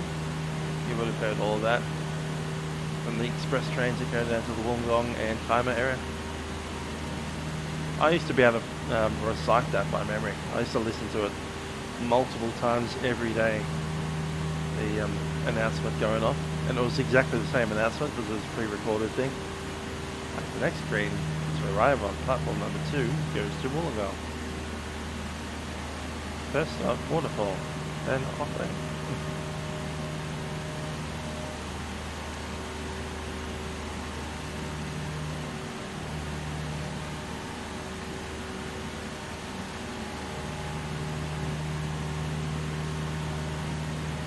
I didn't even used to travel down this side of the line. I'd only go as far as Cronulla or even Sutherland. When I used to go to high school, I used to catch a train from Cogwa Station down to Sutherland and catch a bus over the Woronora. Okay, we're past the 2,500 step, looking up to 4,500 if you wanted to. That's not the time I wanted. Got about 3/4 of fuel. Don't even need to refill.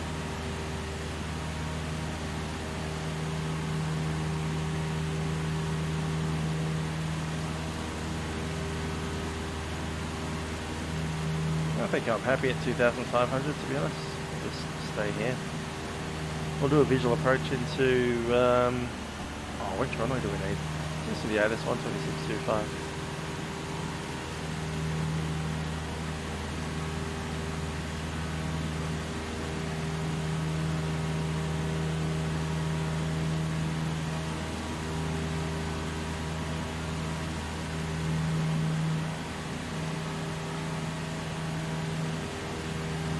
dependent visual approach. Do not pass through assigned runway center line. Runway 16, left and right, for arrivals and departures. Parallel runway operations in progress. Independent departures in progress.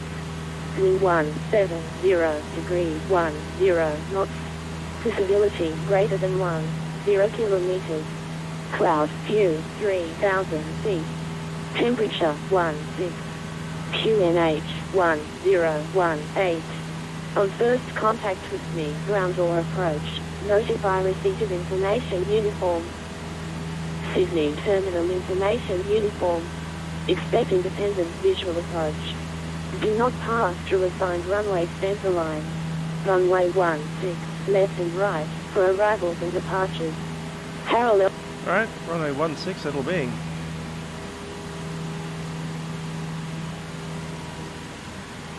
Airforce it's in pretty much an Australian approach.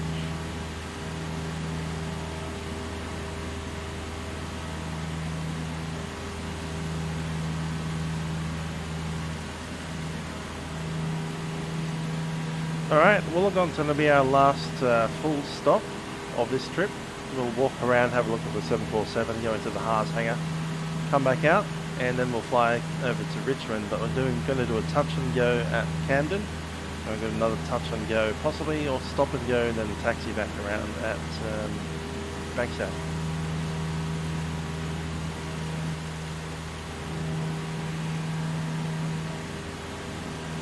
I reckon it'll take another hour, maybe an hour and a half to get there.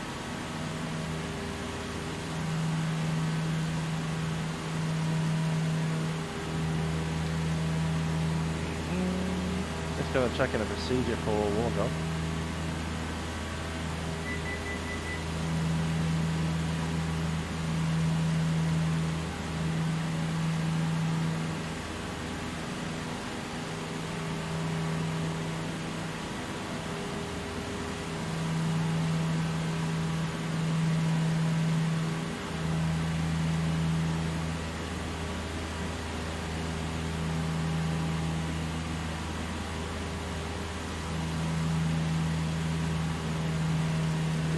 Climb that much.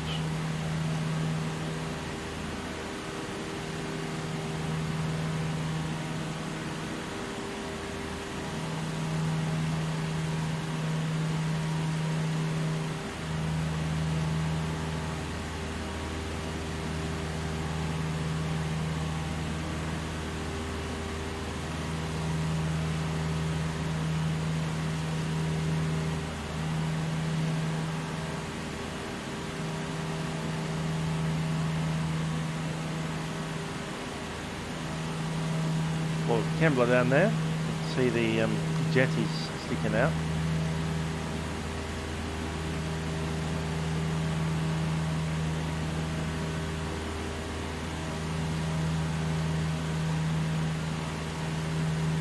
Wind 7 knots from the south.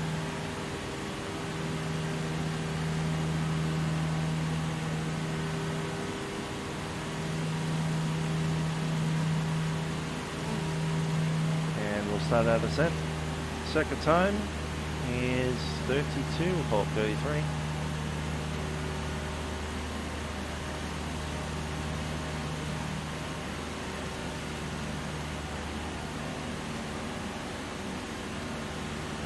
This is the GTN 650. Comes from Flight 1 software, and you can add it as an add-on to this add-on. It comes in with its own pre-selector. Just chuck it into the panel for you without having to worry about editing any configurations. So yeah, you need to buy it third party from Flight 1 software. It is GTN 650.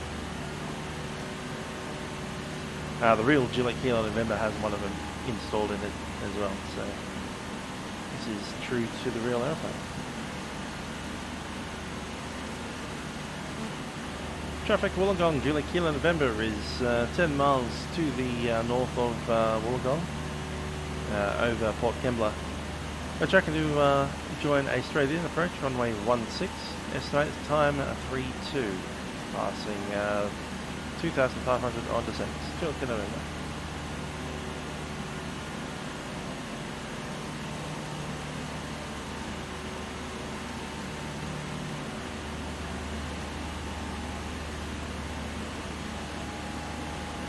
It's Princess Freeway, Princess Highway eventually. Travelling straight through the middle of town.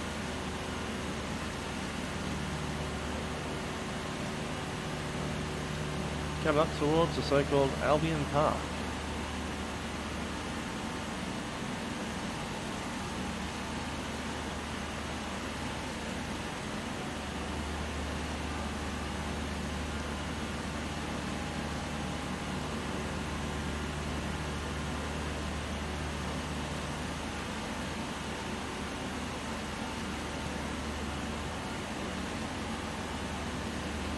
Alright, any IFR aircraft will be coming in over that ridge right there. So given that we can't see anything, that means there's no IFR aircraft inbound. They would have broadcast as well.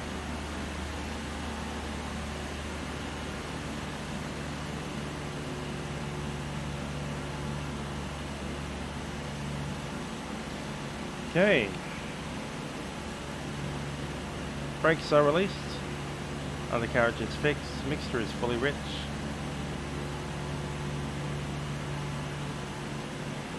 Pumps are on. Fuel set to both. Instrument is set and seats, harnesses are secure.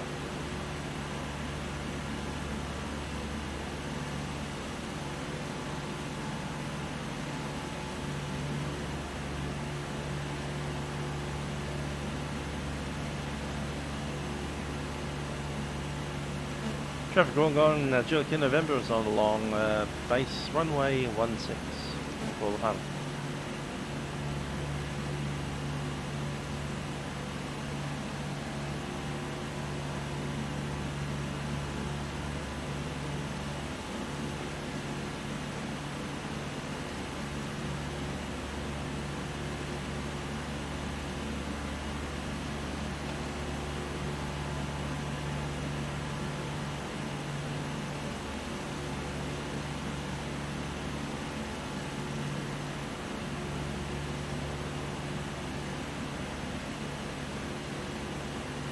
There's 1,000 feet, that's where we want to be.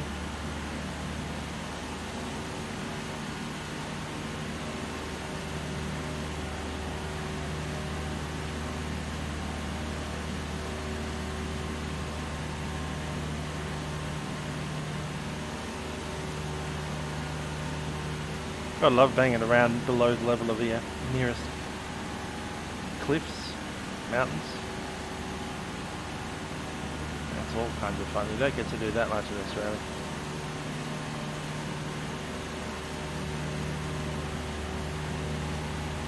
Almost in sight, we are way off to the right hand side.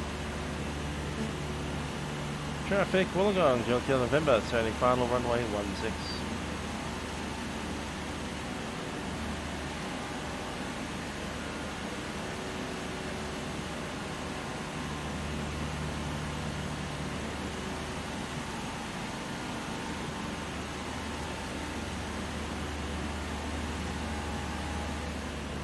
Power off.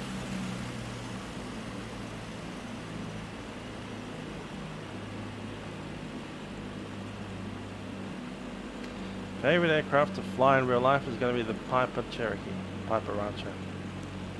Just handles a lot nicer than the Cessna 172. They're the only two aircraft I've actually flown in real life, 172 and the Cherokee Rancher.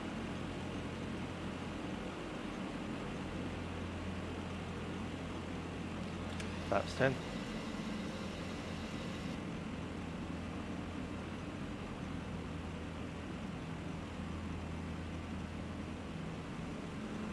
Hello Jason, how you doing? And it's 80 knots, we'll go flaps 30.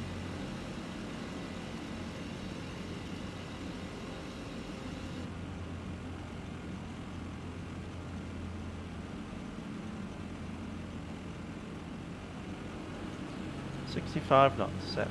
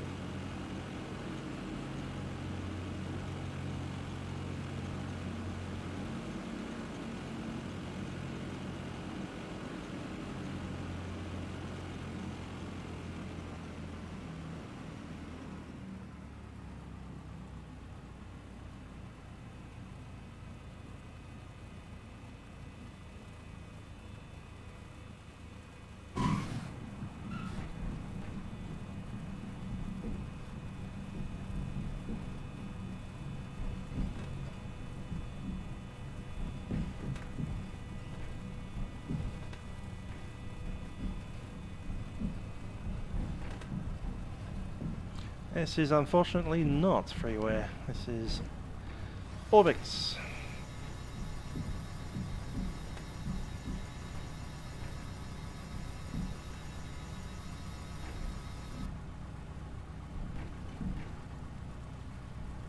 But the flight is not over yet.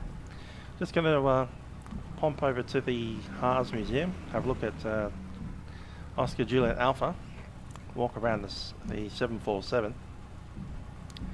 Then we're going to head off to Richmond.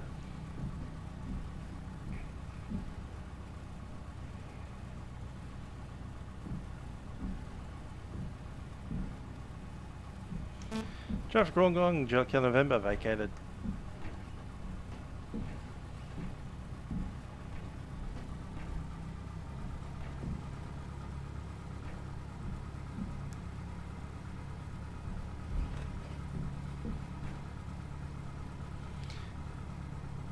Top tip, if you don't have grass parking, don't park on the grass. This grass is, well, it gets a bit sloppy and muddy. So unless you want to dig your Cessna out, don't go on there. That's just my top tip of the day.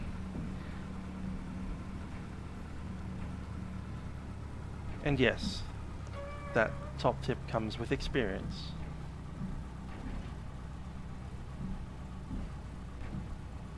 There's the Haas hangar. So we'll go ahead and park ourselves right next to this spot here. Now, if you really want to put your aeroplane on the grass, you can, but my suggestion is to come over here, shut down like that,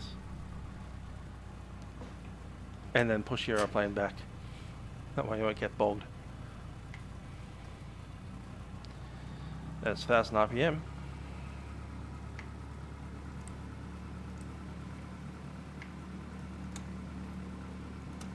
Lights off, strobes off, and here we go.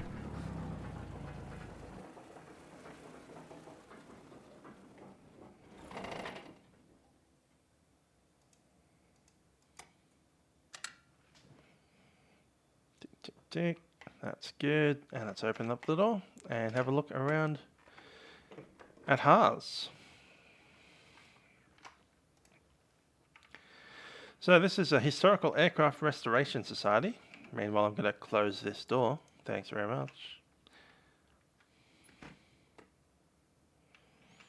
Just leave it there, that's fine. They don't use this taxiway anymore. And that there is the 747-400. This is the 747 that made the record-breaking flight from London to Sydney non-stop in 20 hours. Apparently, when they received the aircraft, they decided to do the record-breaking flight from London Heathrow to Sydney. And to get the range, not only did they have to have basically no passengers on board, I think they had something like 13 passengers, mostly staff from Qantas. They also needed to change the density of the fuel. So they actually made some special fuel, which was created by,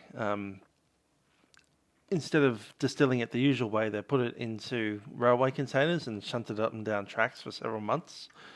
That made the fuel more dense so that they could fit more fuel, like more weight of fuel, in the same volume of space inside the tanks. When the day came to fly, they waited for a day with favourable wind, so they get tailwind most of the way, all the way. And they actually towed the aeroplane out to the runway instead of having it under power. So APU, everything shut down, towed it out to the runway, and then they quickly started the engines 2 at a time, then got themselves out on the runway and took off. I think they were running the outer engines for a total of like less than 10 minutes, along the lines of 5 minutes of runtime before they hit Toga. So yeah, they flew from London to Sydney in just over 20 hours, non-stop, no refueling. I've parked my car right there before. if you're on my Facebook, last November you might have seen me taking some selfies from just about here. There's the Air Museum. I'll just walk under this thing here. There's also a door right there in the hangar. So if you're airside, you walk through that door there. They sometimes put a sausage sizzle right about where I'm standing right here. And they do sell tickets to go up and see the 747. So that's something that I might try and do next year that I'm here. Walk into the hangar. Welcome to Haas. So this is a Historical Aircraft Restoration Society's hangar. Often you'll have a super constellation sitting roughly in front of me, the old Connie. You'll also probably see other very interesting aeroplanes like a Neptune and a couple of DC-3s. There's a Messerschmitt 108 that they have. The character that I'm walking around with is part of P3D, so you just click on, you hold down Shift, Control and E at the same time, then he'll pop into existence. And then when you're back near the aeroplane, you hit Shift, Control, E again, and he'll disappear into the aeroplane. If any of you guys are around, I think it's which November? It's the weekend, the second weekend in November, I do believe. They have a flight sim convention, or flight sim, eventually convention. FS Expo, I think it's called. Let's see if I find it. Oz Flight Sim Expo, that's the one. So here we are, Oz Flight Sim Expo, November 23rd to 24th at the Haas Aviation Museum. So if you come down to this space on November 23rd and 24th, 2019, you'll see possibly me hanging around in this space, and there'll be a bunch of people with their computers out doing flight simulator stuff. And including Vatsim will be holding a desk. Outside in front of the hangar, they'll have all kinds of funky aeroplanes, including I think it's a Vampire and they had a Neptune as well last year. There's also a DC-4 sitting in the hangar next to us on the other side. So yeah, it's certainly worth a look. Oz Flight Sim Expo, 23rd and 24th of November this year. That is a weekend, that's a Saturday and a Sunday. And if you're interested in coming down, I am also interested in coming down and very much intend to be there. And quite apart from the flight sim stuff, there's also some really interesting aeroplanes that they have here, including the Super Constellation. So if you want to see a Connie, come on down. Yeah, it's not a bad drive from Canberra. So yeah, book your tickets, get a motel or something. I have my parents' house, which is up near Bankstown Airport, so I don't have far to travel.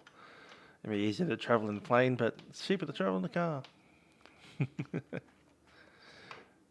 My character's decided to go on his crazy, weird walk.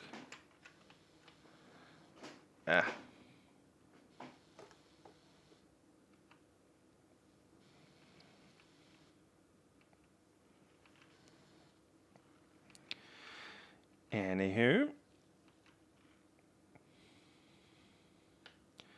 back out to the aeroplane and we'll get this journey ended. Alright, so my next move will be to fly up to Camden, do a touch and go, and then fly up to Bankstown. We'll stop on the runway, we'll vacate, we'll taxi all the way back to the beginning of the runway, and then we'll fly up to Richmond, where Hotel Tango Mike will be waiting to take us on the next journey. We can park Juliet Kilo November.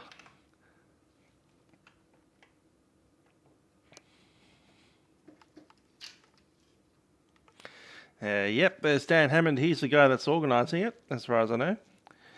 So yes, very exciting times to head on down, see what's happening in the flight sim world in Australia.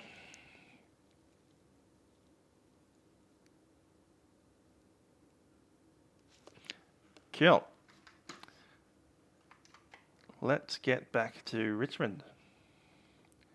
The good thing about getting back to Richmond in Juliet Kilo November is that's where Juliet Kilo November lives. Now I'm going to put up a photo here. There we go. Who's that? Where's that? That is me standing about there.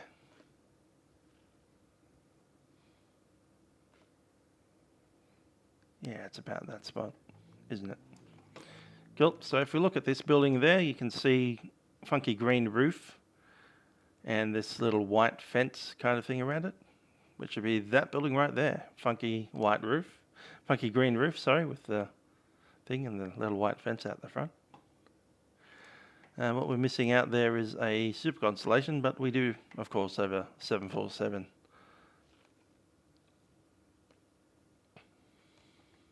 So that was fun. That was last time I flew JKN down there to good old Wollongong, which is why we're going to be flying via the places that we're flying via. Let's get in and do it, eh?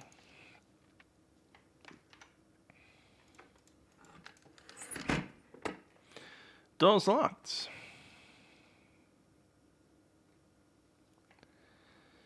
Alrighty. What do I need to do? Push that up there.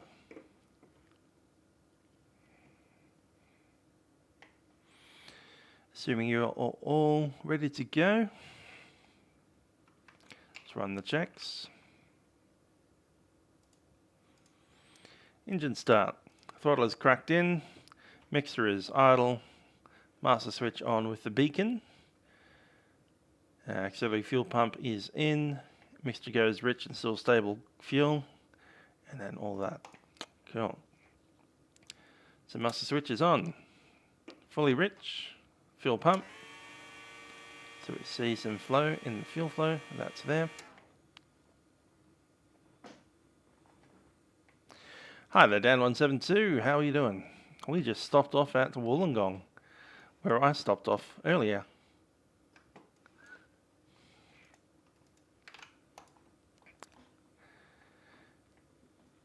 Alrighty, so the fuel pump is off. We're looking good.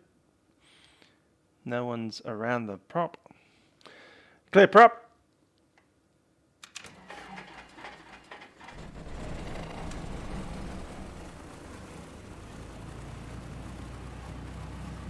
Engines running.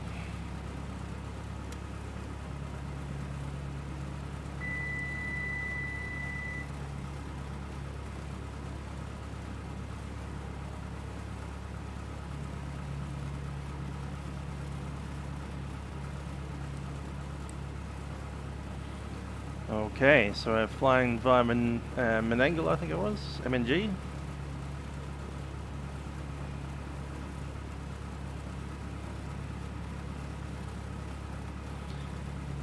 Okay, clearly not. What's the designator that we're after? MEG, Meg, essentially.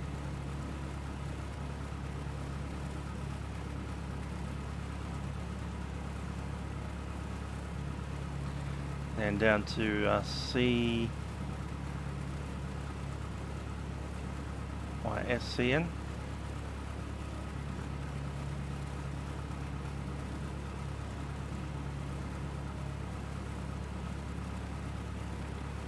And by the 2RN, TWRN, don't even need that one, I know where to see it. Don't know why I'm even bother putting it in. But hey, we have one of these things. So why not use it? And from there we go to Bankstown.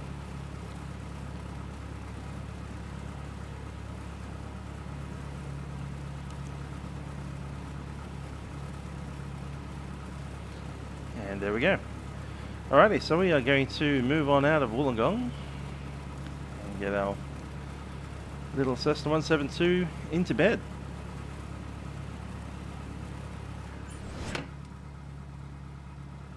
What's the temperature out there?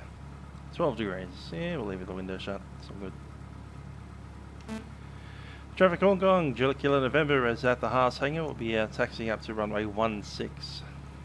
Juliet Kilo November.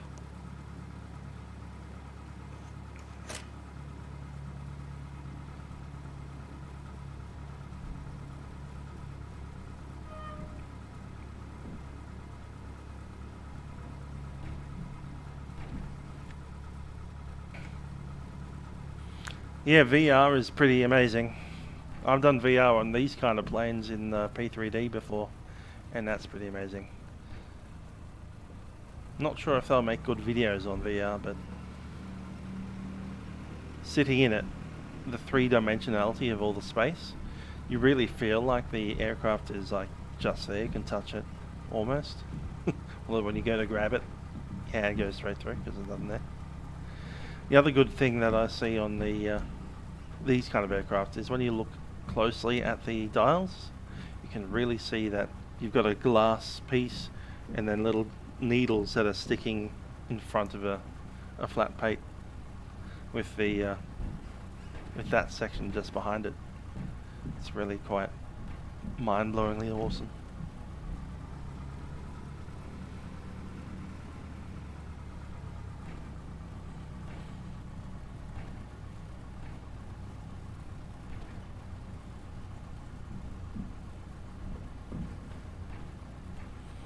Yeah, that's one day I might need to buy myself a pair of something or other, Oculus Rift or something else like that.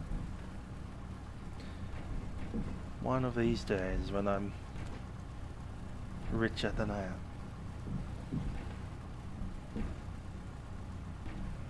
Okay, we're going to do a run up just up here. Let's make sure that everything is nice and happy. No fouled spark plugs. And we'll hop out over these mountains. Or this ridge line, cliff, whatever.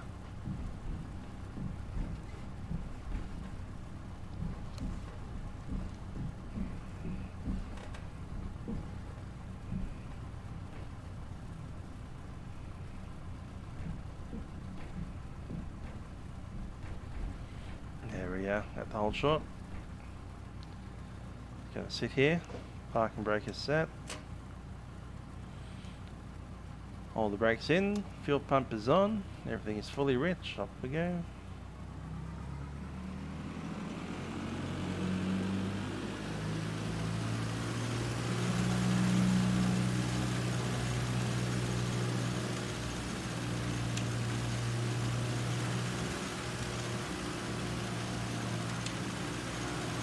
That looks good to me.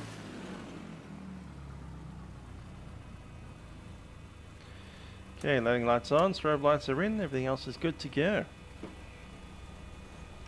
Traffic Wollongong, Juliet Kilo November, Cessna 172, entering runway 16, departure via the left-hand downwind.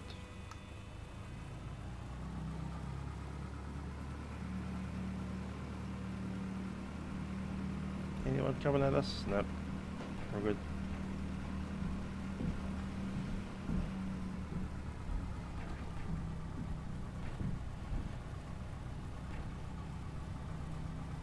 Yeah, I'm a pit squeak. I'm going to use the whole thing.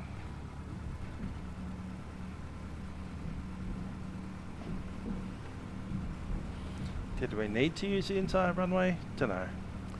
But we're gonna.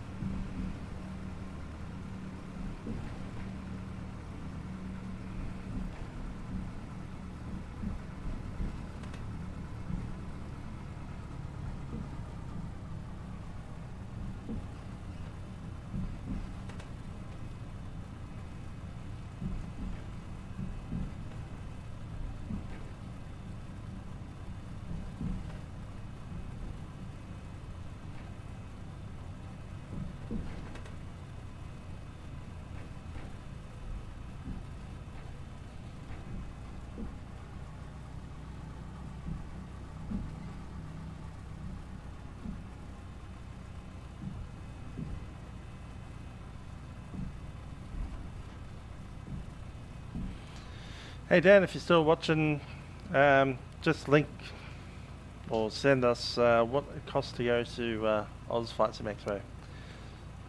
I just realised I need to book all my tickets to come up to Sydney, Wollongong for it, so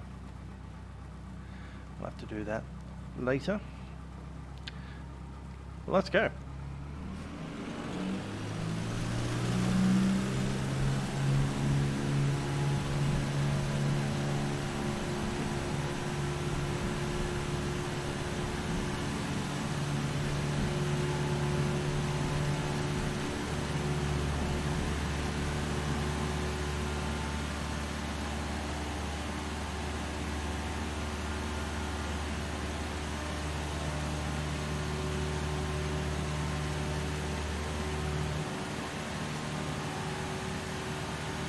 Bye-bye, Hans. It was nice seeing you. See you guys in November.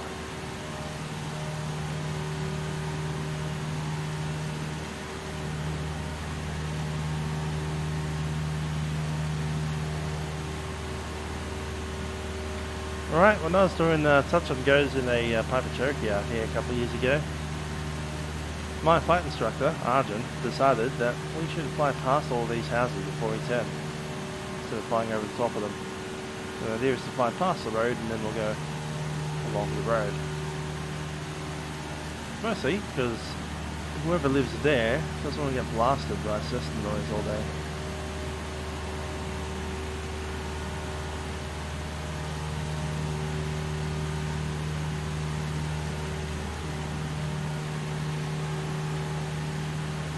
There's 1,000 up here.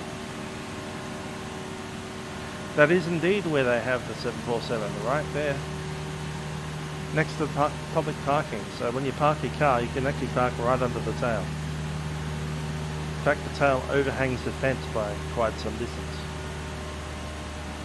It's pretty cool.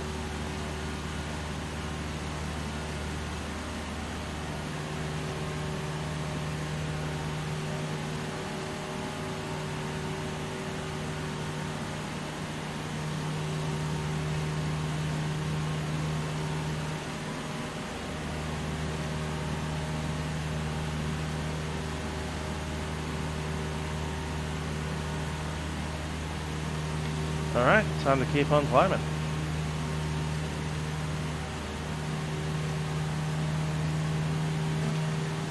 Traffic Wollongong, July Kilo November is on the downwind, climbing through 1,300 on climb freedom. July Kilo November.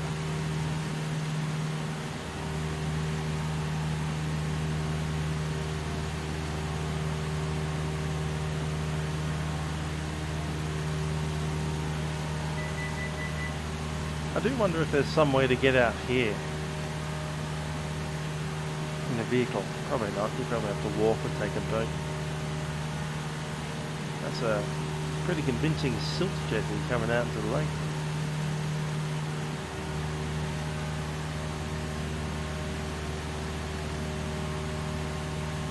So this is Lake Illawarra.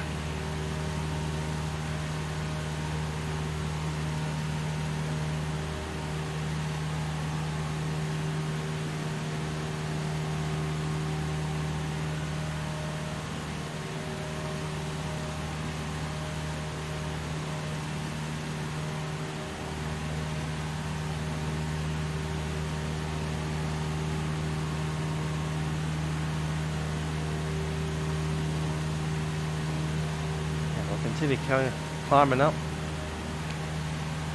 until we're high enough to cross over the escarpment there.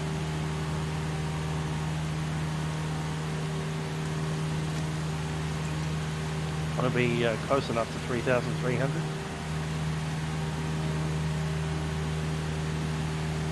And we'll track into Menangle past Wedderburn.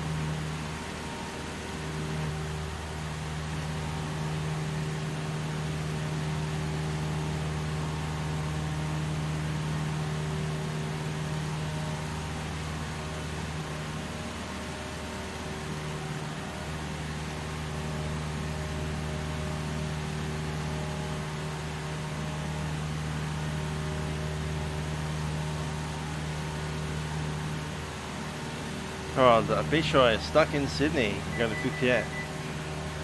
How did it get stuck in Sydney? There's a tower and everything up there.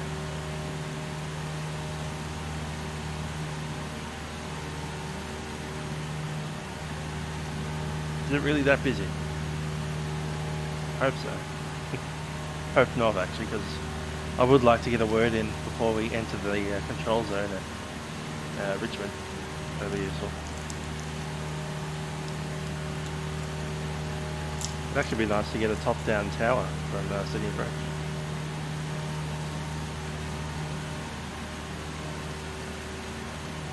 There's 3,500, or I'll go ahead and turn.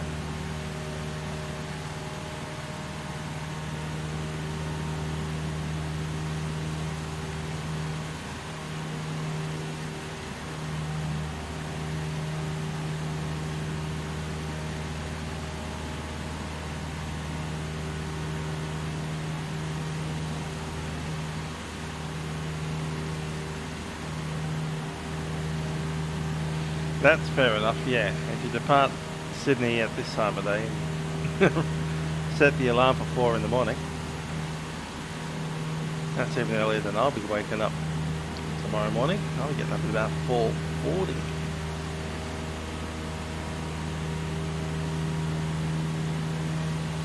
I'll even be able to make it 4:50. Need to be at the house at about 5:15 is when I have to be going.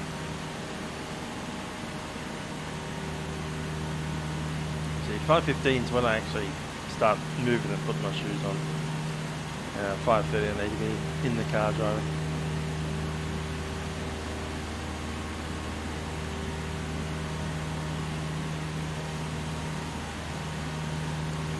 Here's a freaky idea. There is a large city, Wollongong, the rule, and then a mountain, and at the top of the mountain is a lake, which is a good 500 feet above the city. Just think about that for a little while, try and get a little head around it. Large lake, cliff that goes down, city.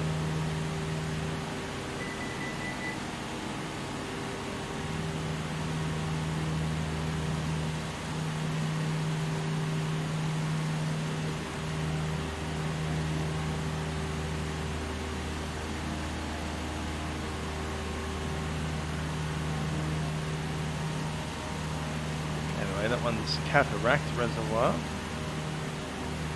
And I think we have what is this called?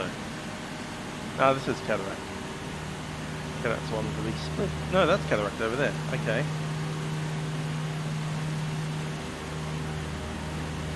Auto.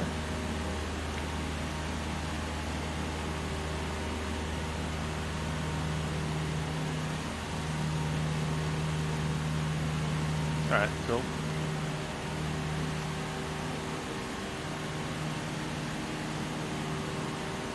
Victor 1 is the VFR route that goes 500 feet above the water from Sydney Heads down to Cronulla Beach in Sydney. Hi there, Ray. This is the Flight 1 GTN 650. You can buy that from Flight 1 software. You can't really keep the air-rack up to date. The current air-rack that I have in it is last year, I think. It comes from the real Garmin GPS. It's essentially the GPS trainer from Garmin that's been ported into Vatsim. So if you got real GPS data, and I'm not saying to do this, but if you look over here, you'll find a SD card, and inside that SD card is the current data. And if you eject that SD card, then the engineer that's in charge of your aeroplane will be very sad. But if you were to copy it and then put it back, no one would know.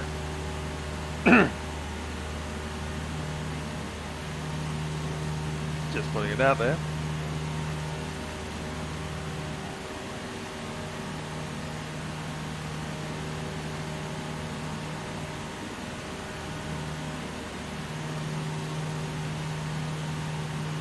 Anyway, one of the things that I have on my old, it's not a laptop, it's a Surface Pro, is a SD card reader. Wonder why I'd have one of them today.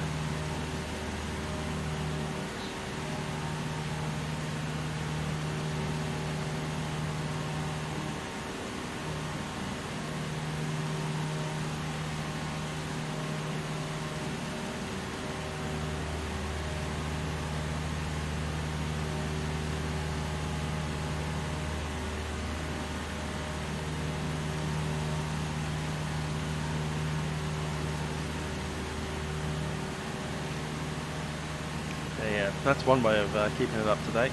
There was another way, but I think Garmin made it harder to access.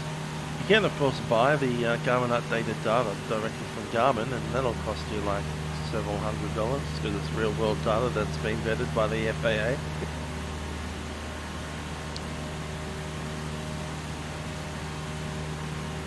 Yeah, just a couple of ideas to think about.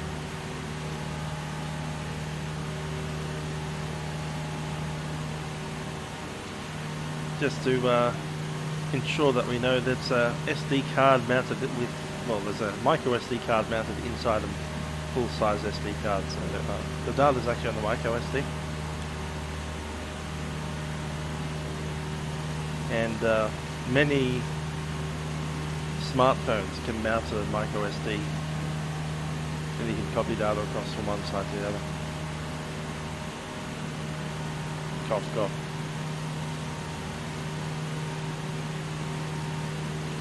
Alternatively, you can use the current data from, what they call that thing, the Garmin trainer. I think they only update it once every 1 or 2 years. So the current, most recent one is 2018. And I think that's the data I'm using currently, because I no longer have access to a, well, real one for the moment.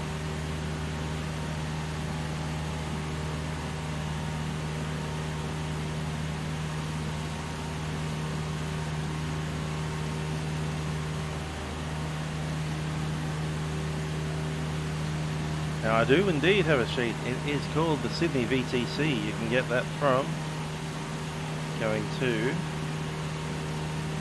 aeronautical page, AIP charts, VTC, and then you can have a look at these.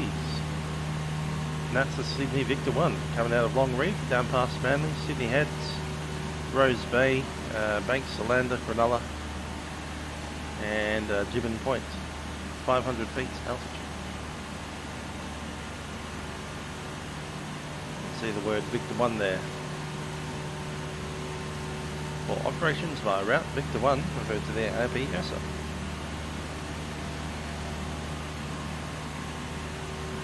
Currently flying towards Menangle, a little town south of Campbelltown. And once we hit Menangle, we'll fly directly straight into Camden. And then we'll, we need to go straight into a crosswind from that, don't we? Yep, we do. Oh, I forgot to put Camden up there. Oh well. Just a sec.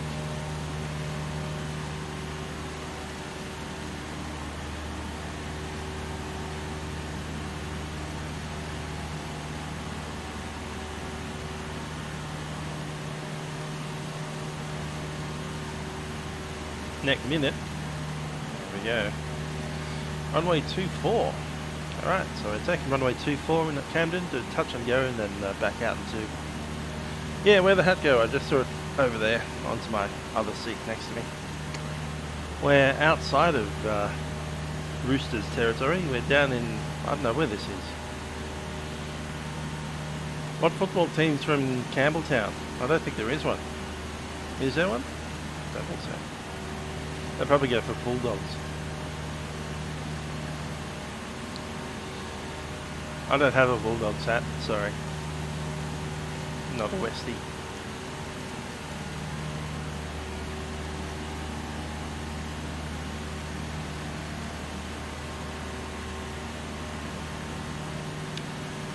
I'm not sure if I am correct about the Bulldogs supporting down here in Campbelltown, or I might have just defended all of Campbelltown.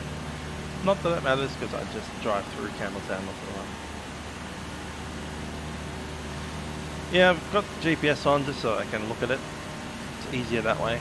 Don't have to think.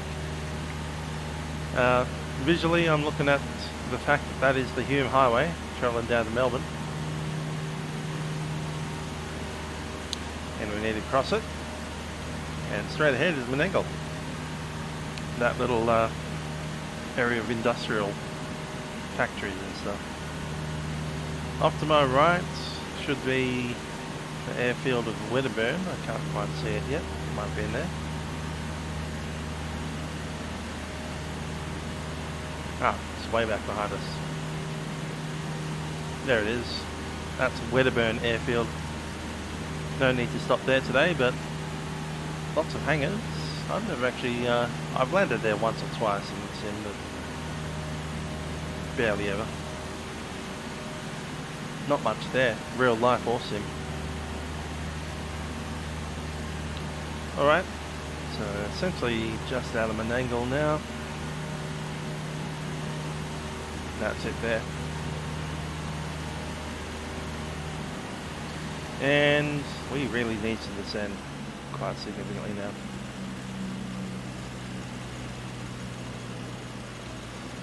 Um, 120.1.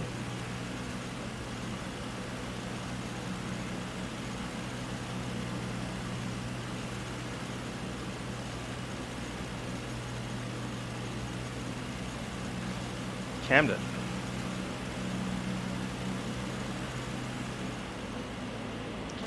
Traffic Camden, Julie Kilo November, Cessna 172 is inbound for Camden runway 24, passing 2,500 over Menangle.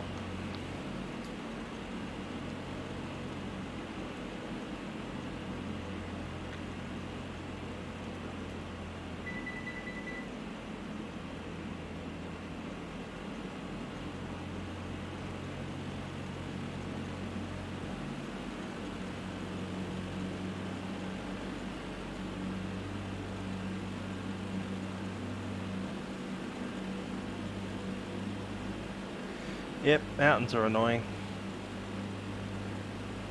Coastlines are easy.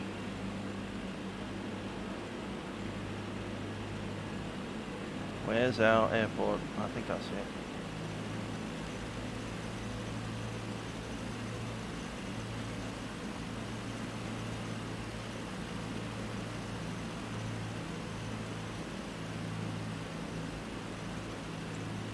Got a kind of long base here.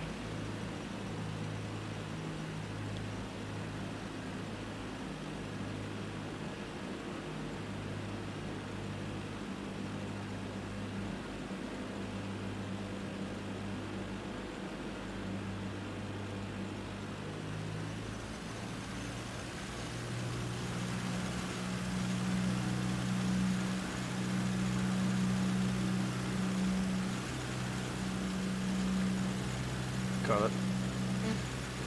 Traffic Camden, Julie Kilo November is on long base runway 24.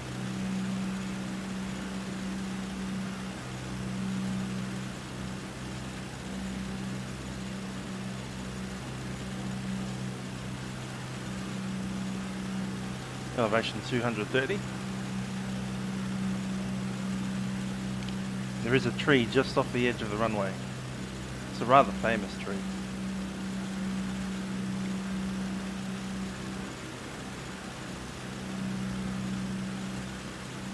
Albert Park, of course you can tell where Albert Park, it's where the Albert Park Lake is in the racetrack for Formula 1. It's where the lake is.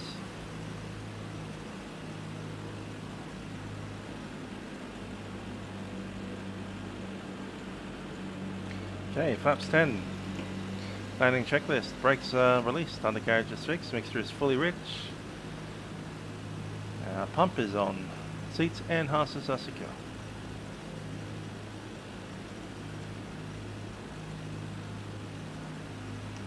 Traffic Camden, Julie Kilo November is turning final runway 24, touch and go.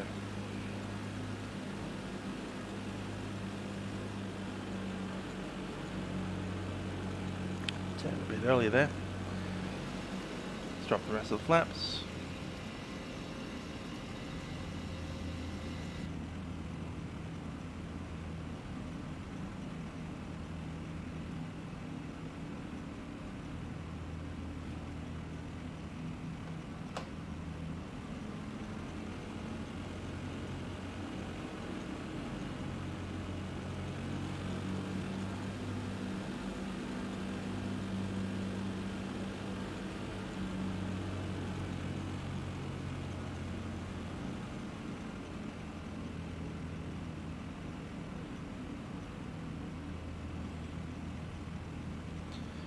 Righty, runway is clear.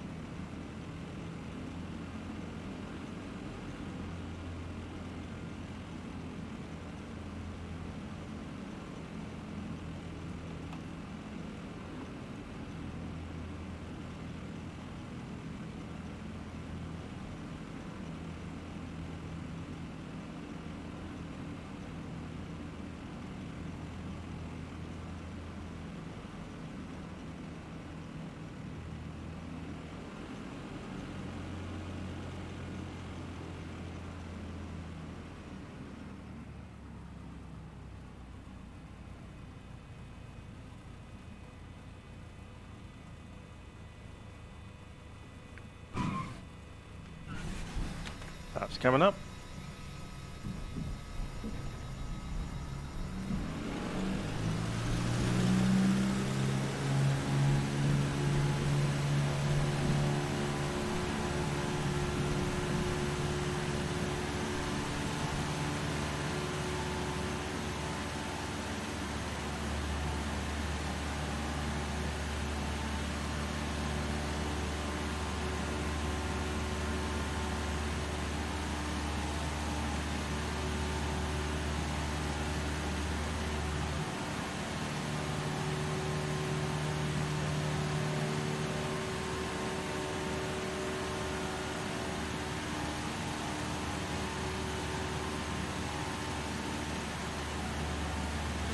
Traffic Camden, Jellicoe November on the go, turning across the wind, runway 24, touch and go.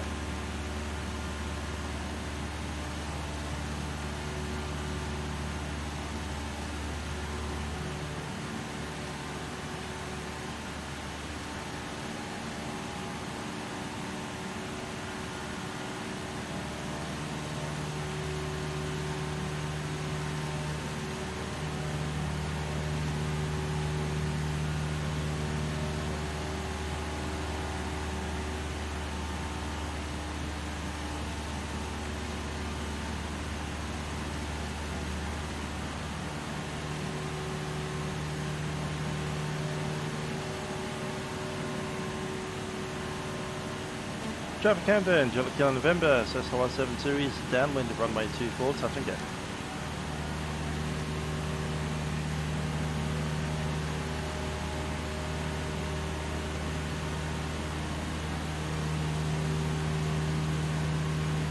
Looks like a wonderful place for an engine failure.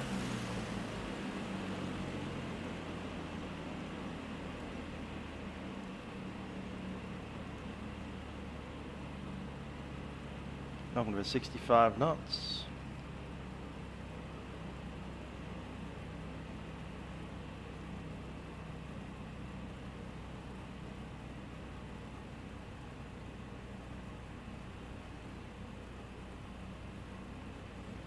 Turn in for it now.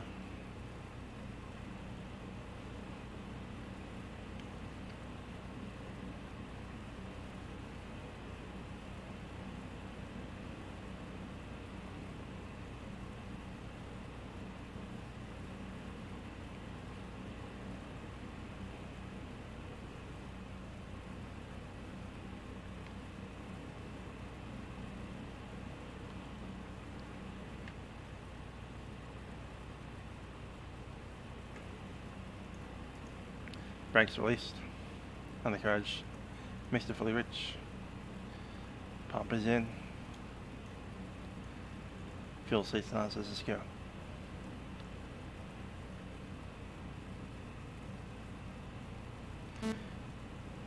Traffic Camden, Jellicoe November, turning final, runway 24. Touch and go.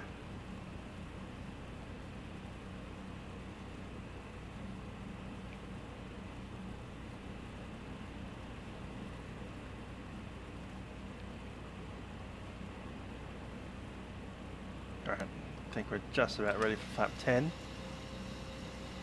Yeah, we'll take all the flaps now. Got it made.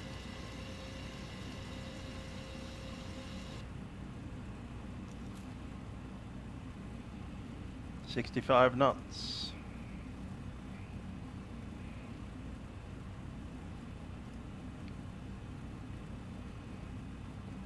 Look, Mum, no hats.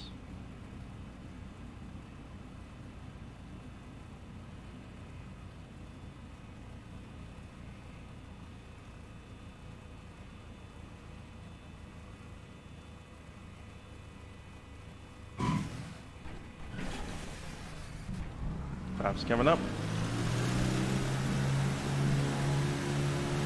Someone was asking for a glider approach before. There we go. Done. Trim it out a little.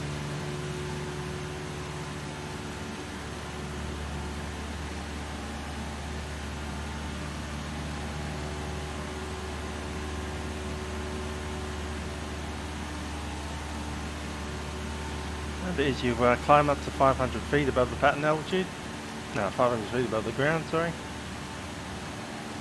Runway as it is, which for us is 200 feet, so opposite 200 is 7. Maintain your 65 knots. Got a bit slow there actually, so there we go. Now 75 knots. About right. Runway 24, so the heading is out there. Have a look. There it is. Climb the pattern altitude, which is 1,000 feet above the field. Right about there. And go ahead and turn in. Using your bank handle to reduce your climb rate until you're pretty much steady. There's the runway pointer behind us. Looking to maintain that to 1,200 feet. See that we're parallel to the runway. We're just about there. I feel that we're drifting off to the side slightly, so I'm going to just turn into the runway a little bit. That's about right there.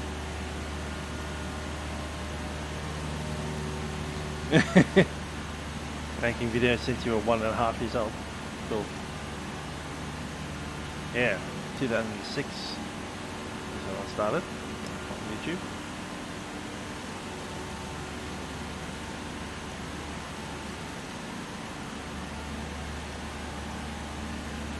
Do one more normal touch and go, and then we will head on out to Bankstown.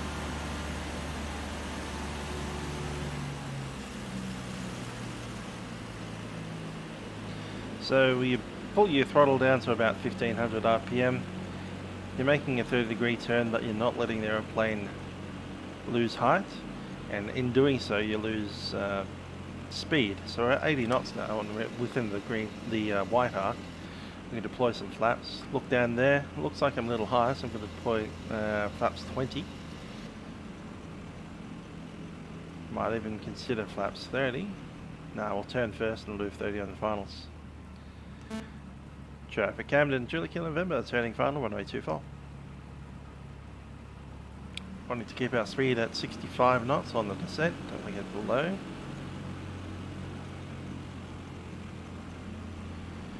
Getting the aeroplane around, there we go. Flaps 30. Keep that speed nice and steady, about 70 knots down to 65. Somewhere in that range.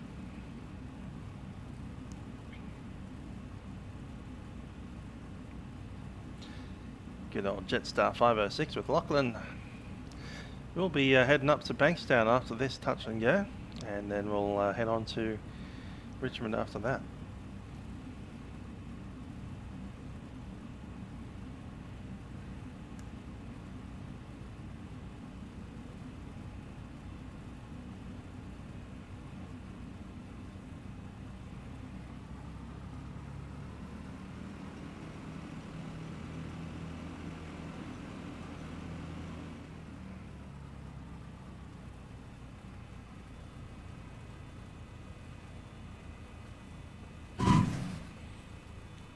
Bounced it.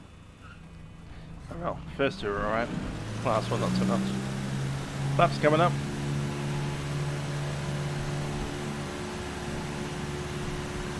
There's 60.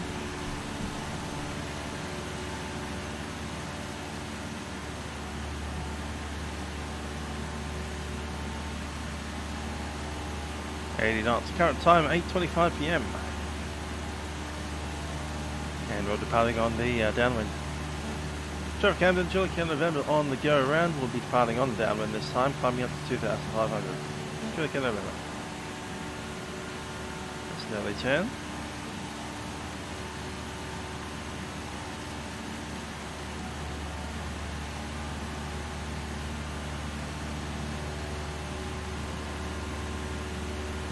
Okay, 75 to 80 knots is our climb.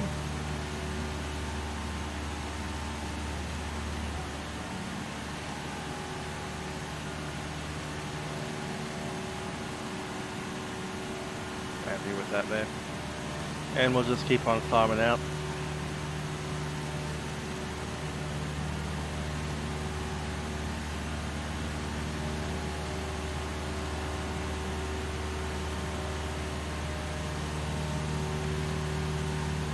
Okay, we've got the runway pointed just behind us, and we'll continue straight out to 2RN. Easiest way to find 2RN is find the Hume Highway. If you can see the Hume Highway, then you can see 2RN. Because 2RN is the point where the Hume Highway joins the M7 or the M5. Makes a big turn, and then you should see a big radio mast sitting there.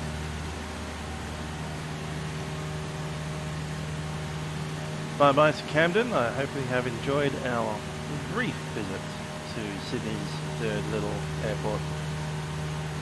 Now that Hoxton Park is gone and dead,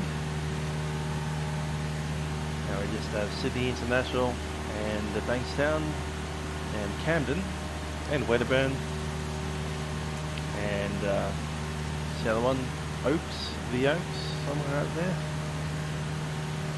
And of course the home of Julie Kilo November, Richmond Air Force Base.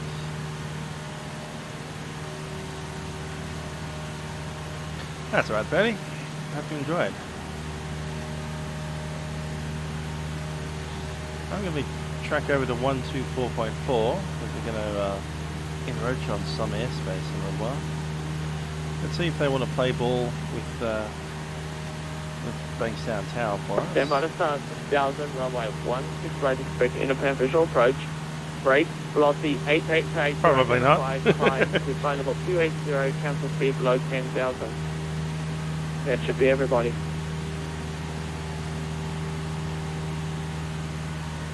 Did well there, mate. Ready independent visual approach, runway 16 right, climb 5. Yeah, 3 falls tonight. Pretty windy in Melbourne today. So, Level 280, cancel quite a speed, challenging velocity approach, really. 888. Especially if we do the Lizzie and the Victor arrival. 1611, turn right heading 130, full visual. 130, reporting visual.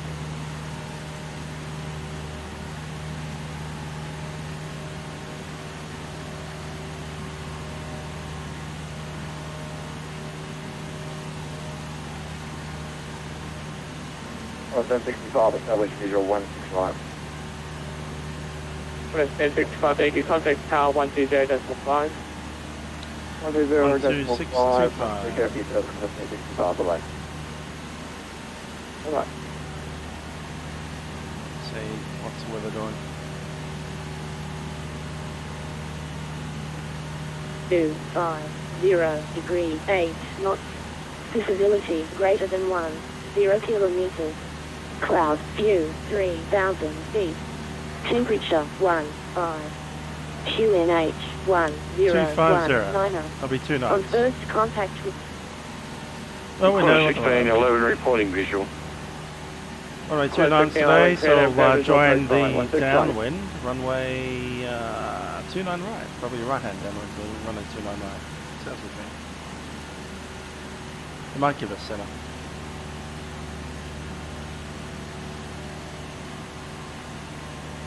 Six miles to 2RN. It's time to head on down to 1,500 feet. Keeping a visual with the 1611, Hume cleared independent visual approach, runway 16 right. Cleared independent visual 16 right, 1611. Radar level 33, continue to descend 3,000, report visual. 3000, report visual 1123.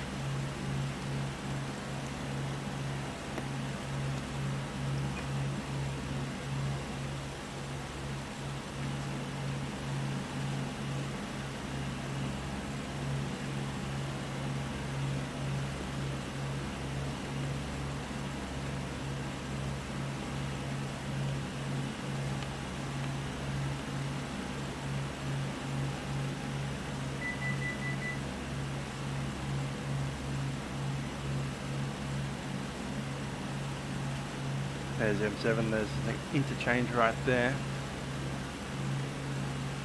So where is our flashing bulb? 1611, contact tower 120.5, good night. 120.5, thanks for coverage, Connor 1611. A little further on, isn't it? Alright. Under that cloud shadow, I think.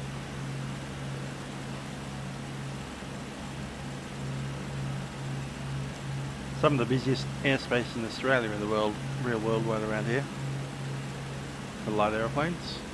2RN. Hundreds of planes coming in here every day.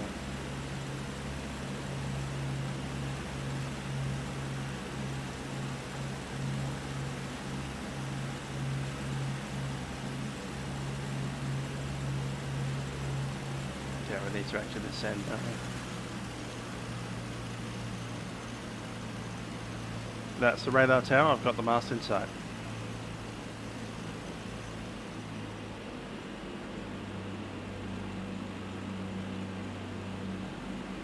Grade 1123, confirm to saying 3000. Slowly, but yes, 3000, 1123. What's that? We're a beam. To the approach, Cessna Juliet Kilo November is 2RN inbound to Bankstown 1500. Juliet Kilo November, city approach. Today there's no report of traffic Bankstown and the QNH 1019.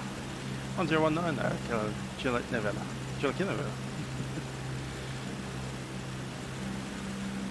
1019. Roughly at 803.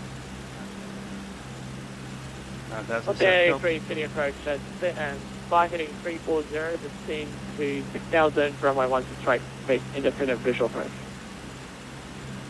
Down to heading 34 down to above the A3, confirm 6000. Okay, straight ahead is the Tipping Norton Lakes. Above the 883, confirm heading 340. We're on our inside. Red 1123, turn right heading to 70. You have to be on runway center, don't we? Right 70, 1123. New approach is being published for the past meeting and wiring field for That race course right there is city Warwick approach Farm. today, 10 miles start 6000, runway 16 straight, expect independent visual approach. Okay, so I for Yeah, Warwick Farm, we turn outbound to the downwind lake runway center. city approach 761 2000 for 5000 runway heading. Delta 681, senior approach, climb to flight level 280, track direct to Wollongong, Macquarie route.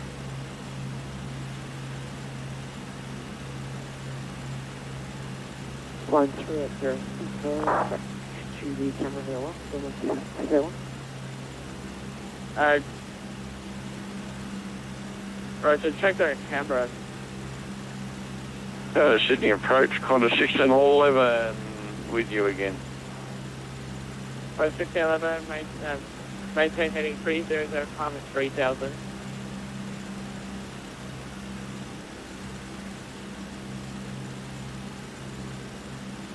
Maintain heading, climb 3000. Red 1123, turn right heading 120, report Correction 140. 140 and report visual 1123. On a 664. Stop boogie left heading 340. Heading 340. There's Henry And Lawson for Drive 664, and Milpower 10,100, Road. You can expect an ILS approach. Is it 76,000 And the good old Bunnings warehouse, I think. Velocity 883 standard 3,000. Standard 3,000.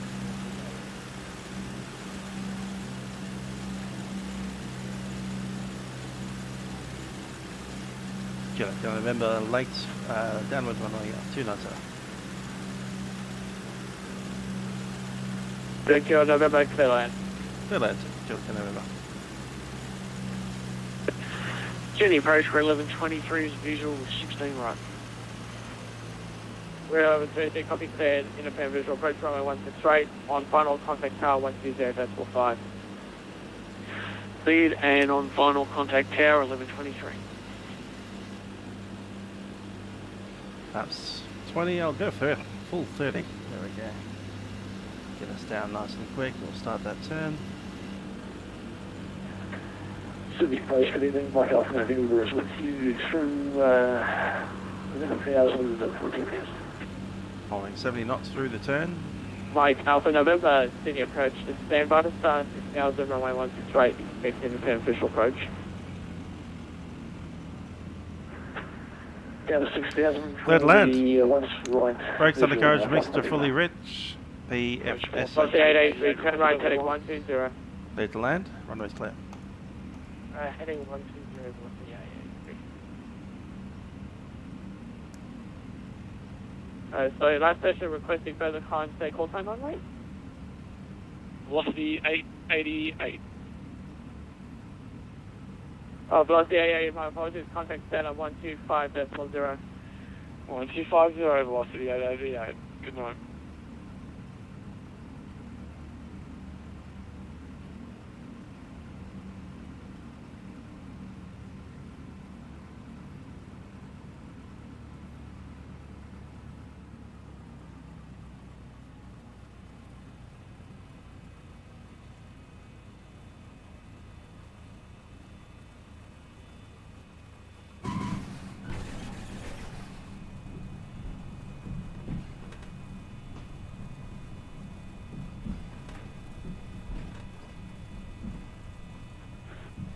Sydney approach, Western Global 43 with you, 1300 for 5,000. So last session close, say your call sign on me again, please. I don't get that, no offense. Western Global 43 with you, 2200 for 5,000. Western Glider 43, Sydney departures identified, climber, set flight level 280. Where's that climb flight level 280, Western Global 43 heavy. And Sydney approach, Qantas 1611, I do not have enough fuel to go back to Melbourne. Qantas 1611, sorry, not enough fuel to go back to Sydney? Is that what you're trying to imply? Negative. I was directed out heading 300. I do not have enough fuel to go much further other than a couple of circuits before I come in to land at Sydney. 1611, yeah, I'll try and get you back in as soon as I can. Turn right, heading 070. Turning right is 00. Rush 264, turn right, heading 070. Right in 070, on those 260. Mike Alpha November, blind heading 340.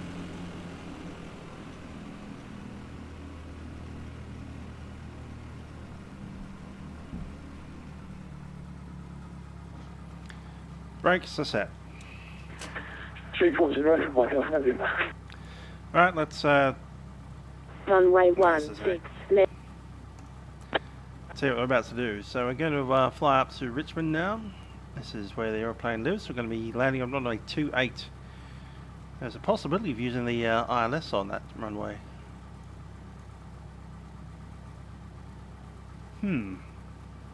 That's a bit different. Let's put that into action, eh?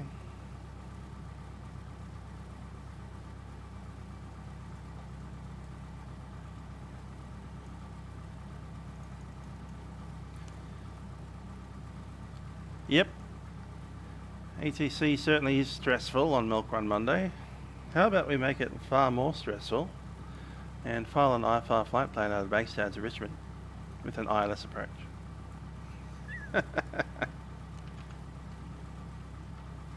There we go. It's about 20 minutes of flying time. We have about, is it 1 hour and 45 minutes of fuel. Request BK. Is it direct or is it something else? Let's have a look. Pretty sure it is direct, but what I need is a TAC. There it is. Which TAC do we need? Is it number 1? It is number 4. 2, 1, 4. It is 4. Okay.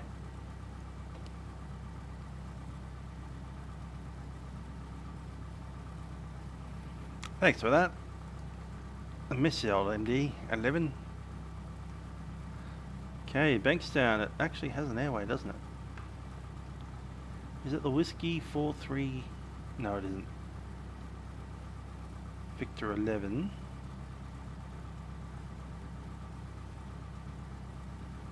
SMER. USMR.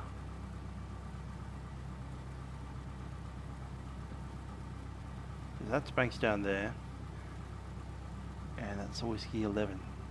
Why isn't there one going back the other direction?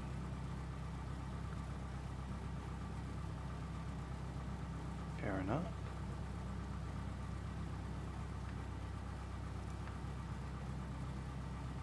It's Port Macquarie, that's way too far north.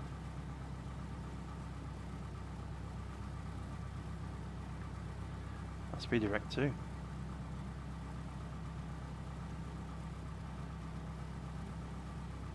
(13 and 10), that's 23 nautical miles. And we'll get vectors up. That's fine. Cool. BK RIC. IFR. We are a GPS positioned aircraft. Flight plan is filed.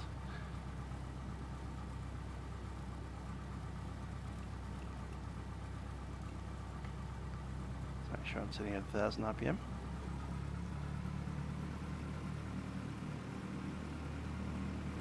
Good old C+. Mathematics sucks.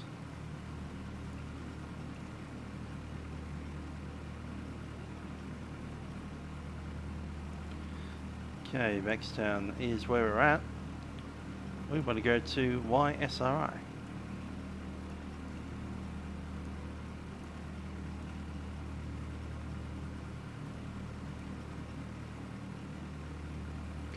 Run a procedure for the approach at Richmond, which will be the ILS 28 approach.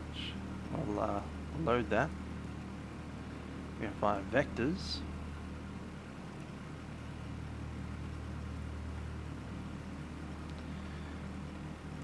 Since we're sitting on the ground here at Bankstown, don't need to worry about tuning things quite yet. We'll go ahead and tune it up now, 111.9.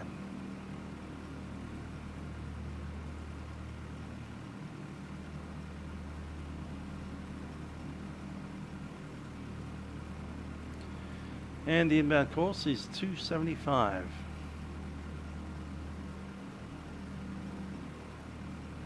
Which is right there. And minimums is 360 feet. 360.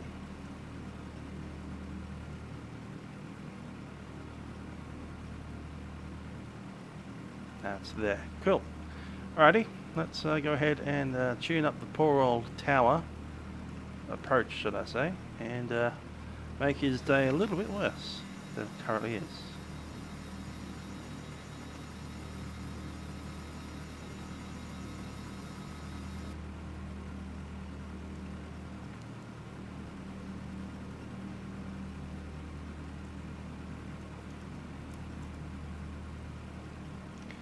Sydney approach, Juliet Kilo November is a IFR Cessna 172 at Bankstown, requesting clearance to Richmond via the ILS runway 28.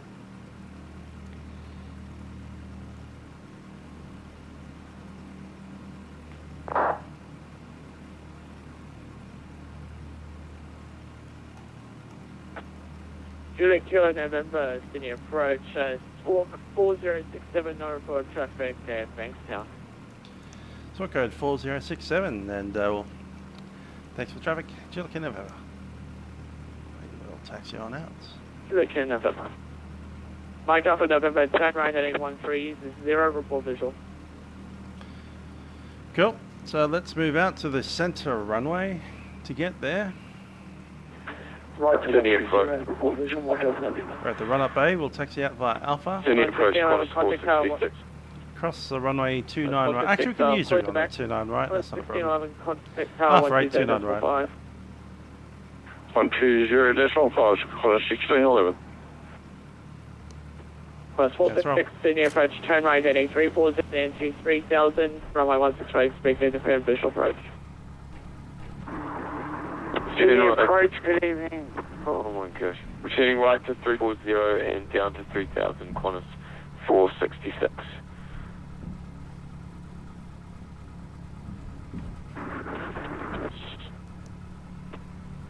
Whiskey Golf November 43. Yeah, all stations, I understand the fairface is a little busy. I'll try and get back to you as soon as I can. Whiskey Golf November 43, contact other 125.0.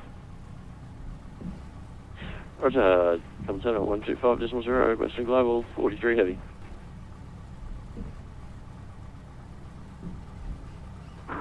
Sydney Tower, good evening, Qantas 464, which are at 10,000. Qantas 464, Sydney approach, maintain 10,000, QNH 1019, runway 16 left, right, expected defend visual approach. Telephone scammer.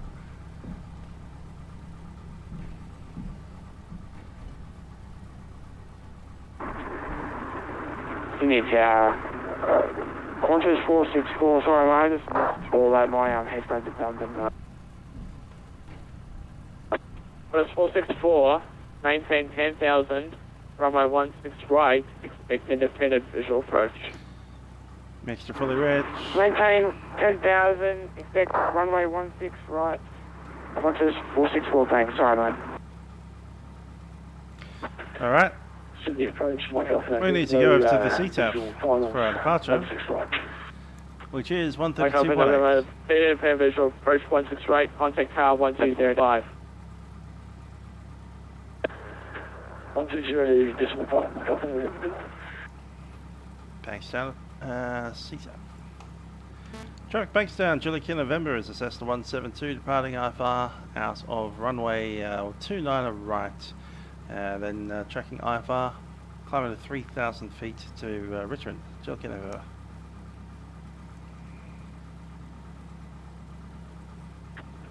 Apologies, over 125.0. Yes, he is a truth streamer as far as I know.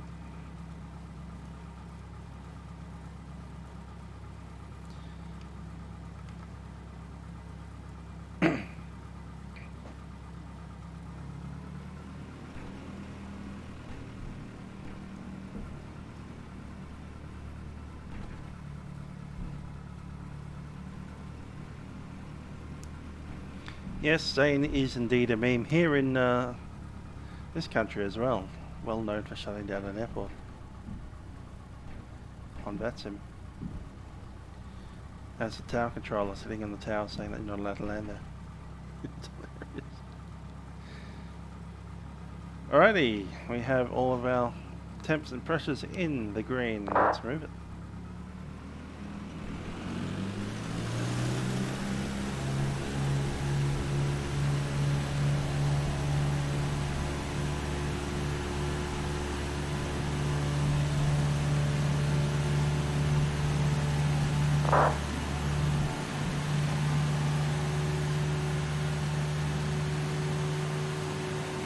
First 464, Time 50. 6,000.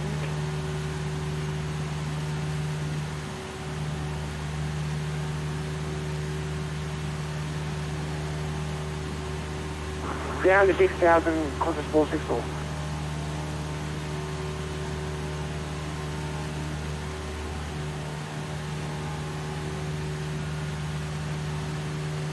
There's 500.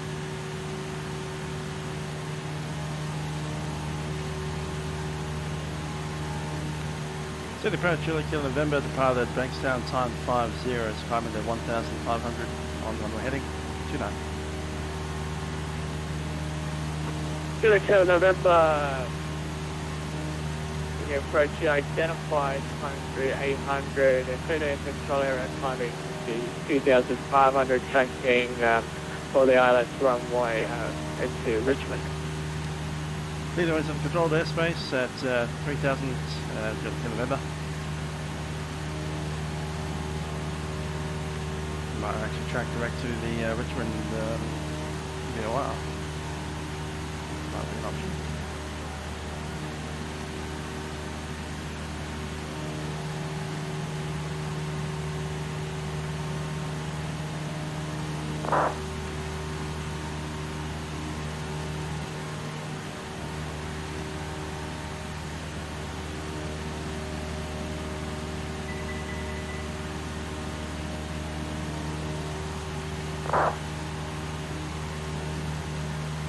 Time that we need.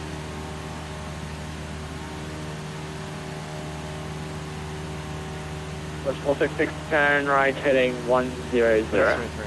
Cool. Tuning right to 100, Qantas 466.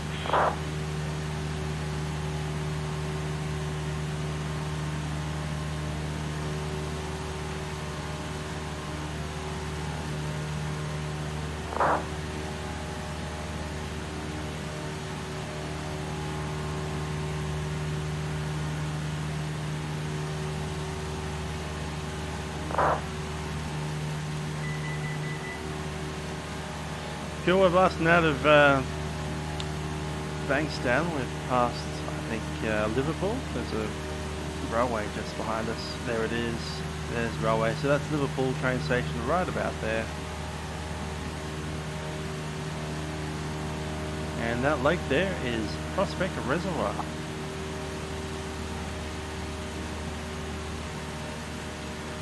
Continue that climb up to Plus 464, fly heading 340, descend to 3,000, full visual. Turning heading 340, down to 3,000, full visual, Qantas 464 back.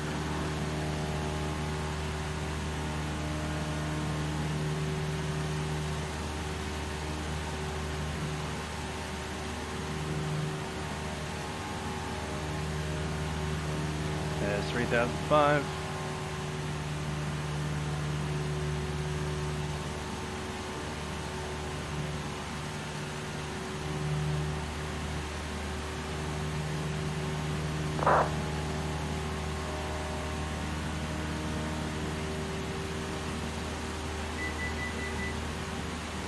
Pass through.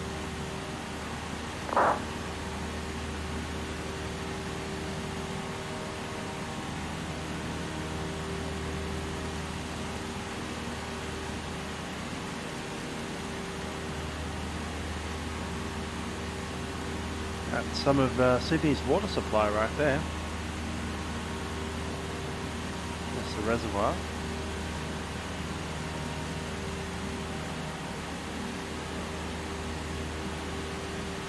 We'll see some more of Sydney's water supply on Wednesday when we fly over Warragamba Dam.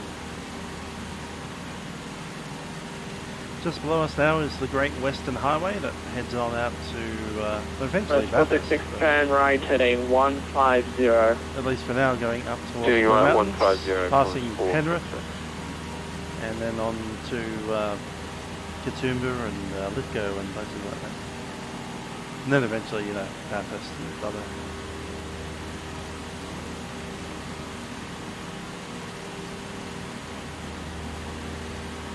And Juliet Kilo November, your third ILS approach runway 28 Richmond. Good, approach runway 28 Richmond, Juliet Kilo November.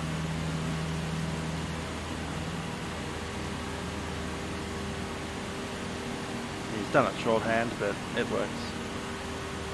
If he was a very nice, polite controller, nothing much to do, he would have given us vectors into it. But that's alright, we can do the full procedure. So the full procedure is we fly directly overhead Richmond VOR at 3,300 feet. Take up a heading of 050. Head on out for 7 miles. So we turn on the 9 DME arc. It's heading down to 1,900 or above, which will take to mean as 2,500. And then we'll intercept at 1,900 feet inbound for the procedure. Inbound course has already been set, 175.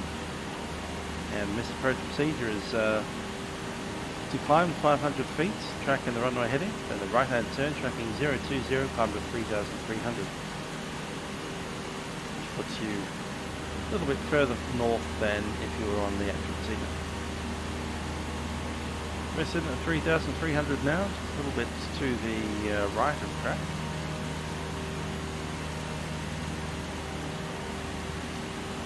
Aircraft performing well. Approach 466, confirm visual. Confirm visual, Qantas 466. 466, thank you. Contact cleared, confirm visual approach runway 16 right. Contact tower 120.5. Cleared independent visual approach 16 right and we'll contact tower Qantas 466. Now that's a bunch of cloud. We are IFR, so we're just going to go ahead and fly straight through that thing.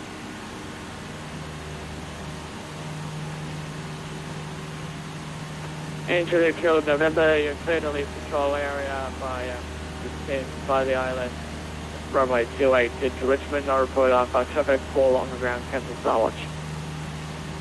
Clear to leave control area descending into Richmond, and we'll call you on the ground, Juliet Kilo November.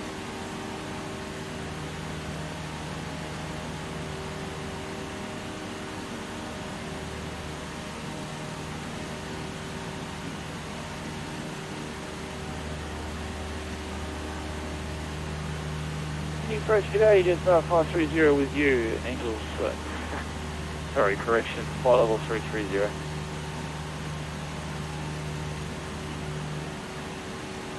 It's 530, Sydney approach.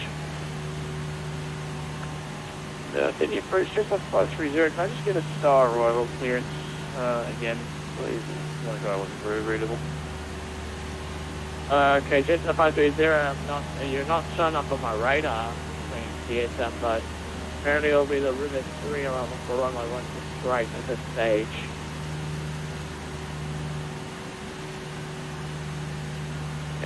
ILS 16 right, I did that 530. You got me a star there? The star, I was just giving you the star, was the Rivet 3 around for runway 16 right.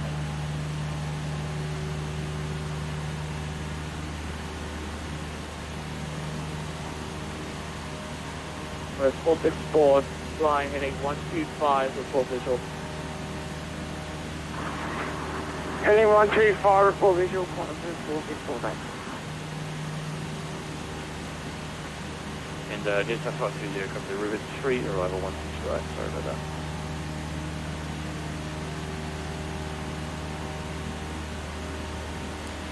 And just 530. We could go on an autopilot, but I think hand flying an ILS might be fun. And you can expect an independent visual approach for runway 16 right. Coming in obliquely with the arrival, so it needs to make an almost 90-degree turn off to the right-hand side here.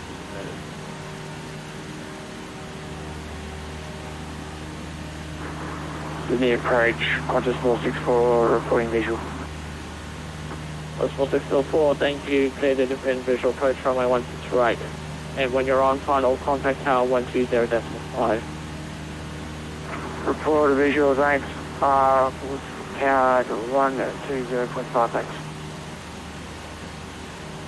There's our airport right there. And that's where we're going, right next to that big hangar.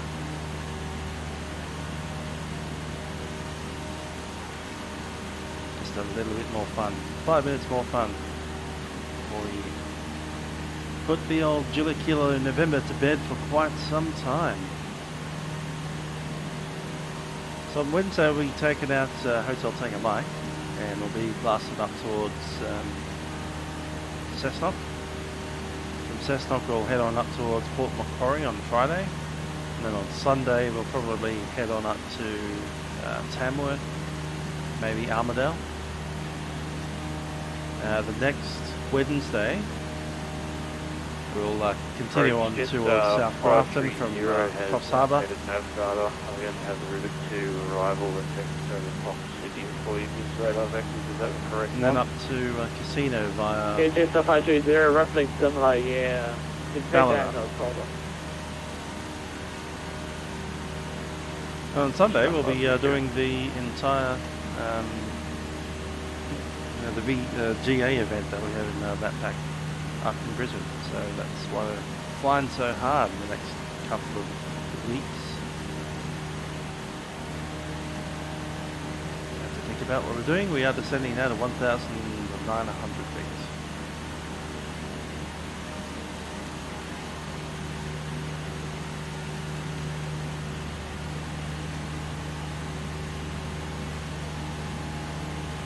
So heading 050. Right there.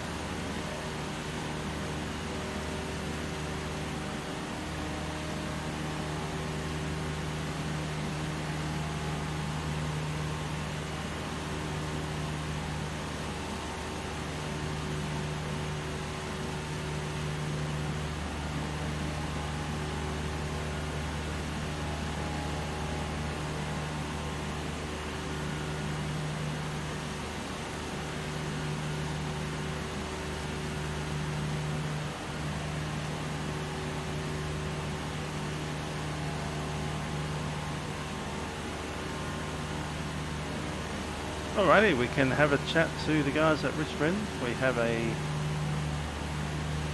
tower 135.5. 135.5 is Austin's T-tower. Let's tune that up.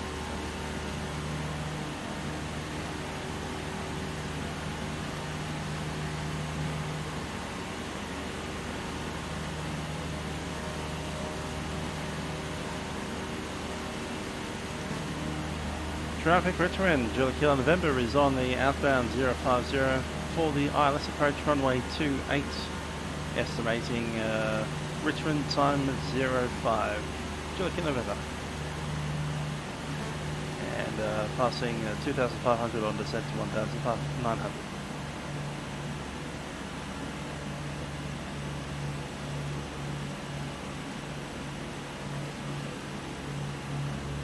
Sounds like the military's gone to bed.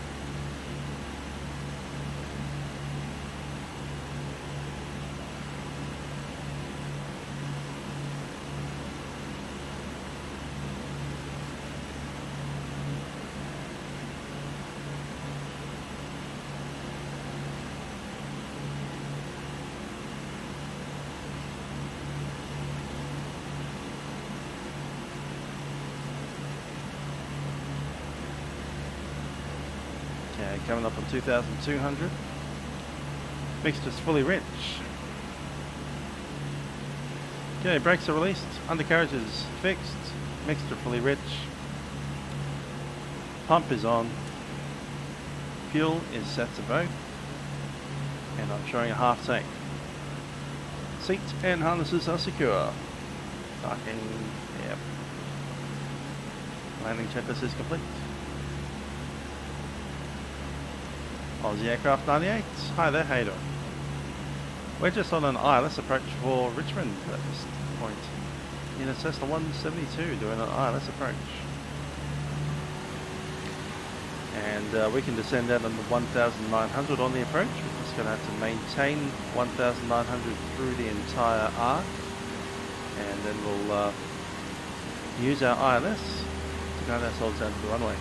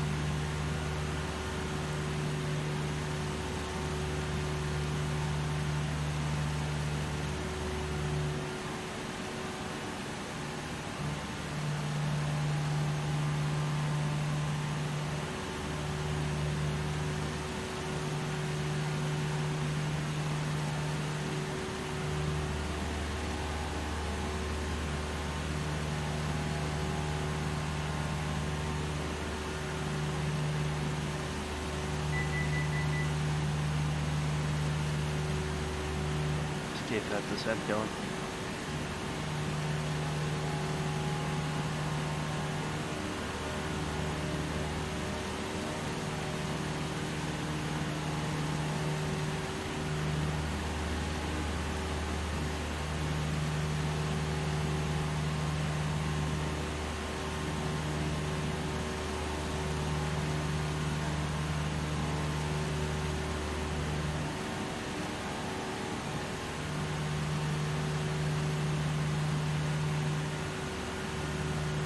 Well, I'm not getting any luck out of that. 111.9 set. Not getting on the DME. That's annoying. Yeah, we're changing over to Hostel Tango Mike at Richmond. So on Wednesday we'll be taking out the Piper Cherokee Archer, heading up to Cessna. And we'll probably take Hotel Tango Mike all the way up to Brisbane, to the Sunshine Coast and Redland Bay. Quite a few stops on the way actually. We've got Cessna, we've got Port Macquarie, probably be flying over Taree, might do a touch and go there. Out to, from Port Macquarie to Tamworth and then up to Armidale. Armidale will track back to the coastline and hit Coffs Harbour, then South Grafton. From South Grafton we'll head up to Ballina and then into Casino. From Casino we then take the Sunday event that we have in 2 weeks time, which is G8 aeroplanes out of Gold Coast up to Sunshine Coast, and then I'll probably come back to Redland Bay and then swap aeroplanes there. Ah, he reckons it'll be 1101. Alright. Who knows what it is.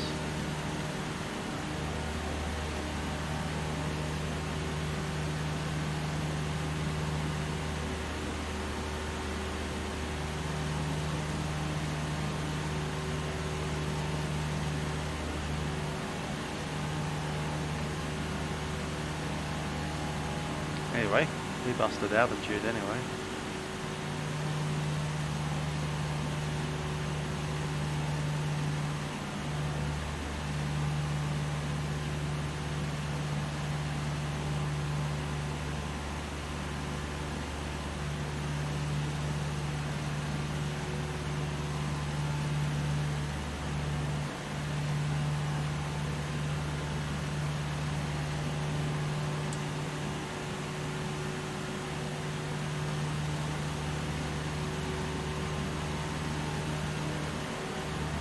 Yep, yeah, this ain't working.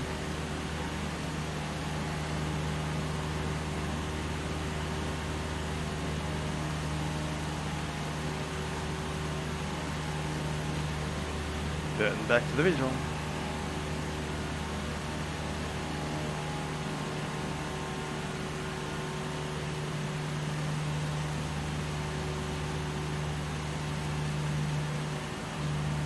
Yeah, next time that we get a ILS will be at Tamworth, so we might try it there.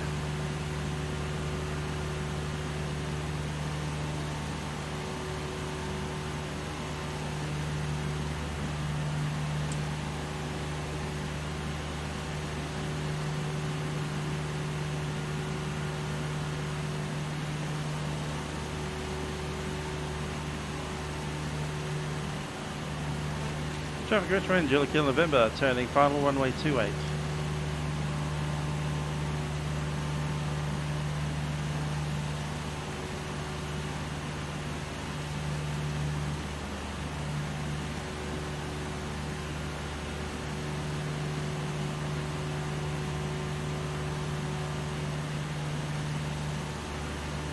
Runway is in sight.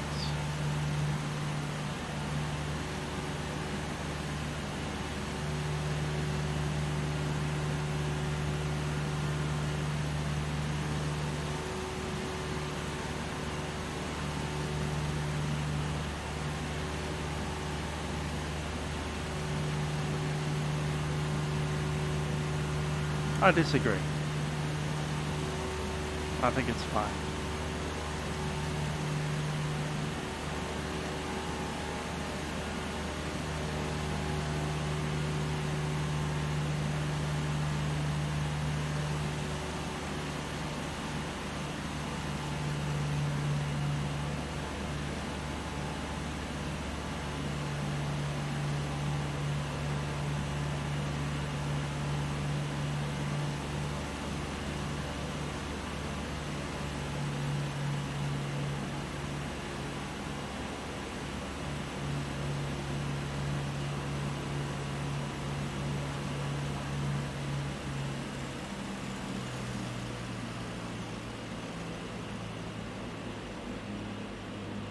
1,000 above.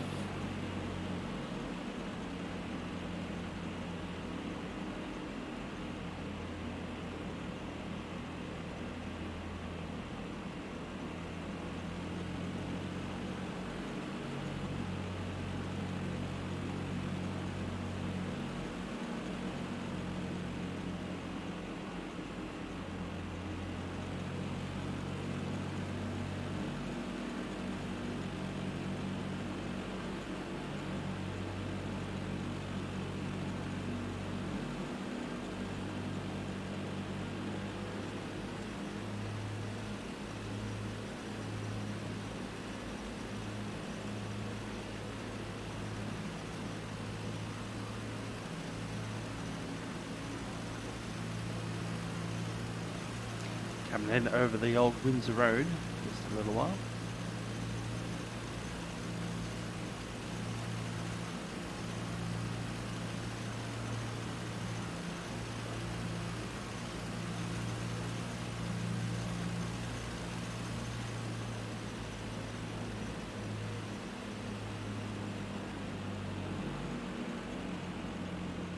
Talking to 90 knots before I deploy some flap. There's 500 above. Flaps. Go for flap 20. Establish ourselves about 70 knots. Flaps 30. That's Windsor Road just below us now. It's a really cool thing to come up that road and have something like a C130 on approach. Big chunky C17. Something impressive like that.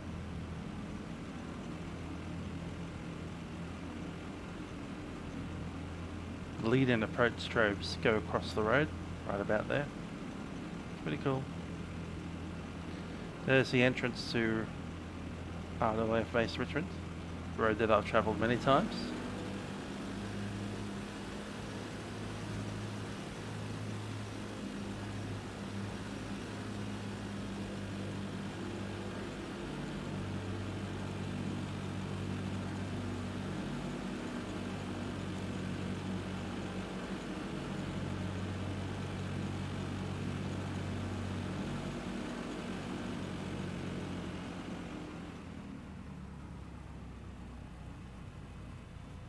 Talk about some float. I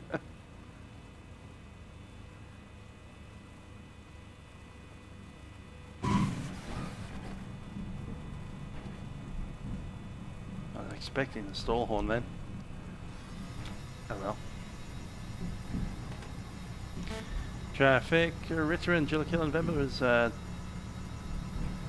runway 28. We'll be vacating at the end of the runway. Fast taxi out to runway 28, July Kilo November.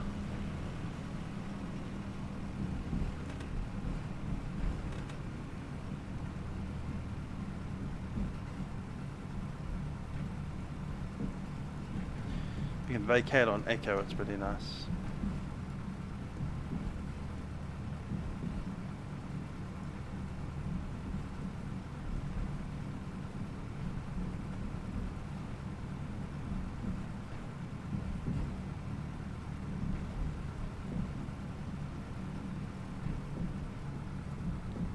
Just leading out the mixture for 1000 RPM.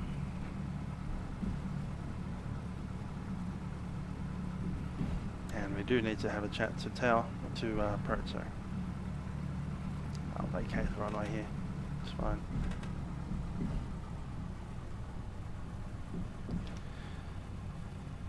City approach, July Kilo November has arrived at Richmond, time 16.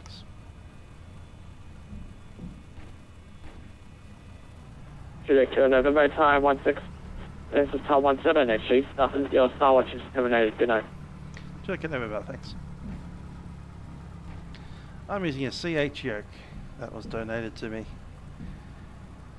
Sydney approach, good day, Qantas 524 with you at 3. Don't need to listen to them anymore. Yeah, this yoke was donated to me by ISAPAC, another YouTuber, who yeah, came over and brought a yoke with him and said, try this. It's your old bog standard CH yoke. Not a bad little thing. Yokes are a little bit easier to fly a yoke aeroplane like a Cessna.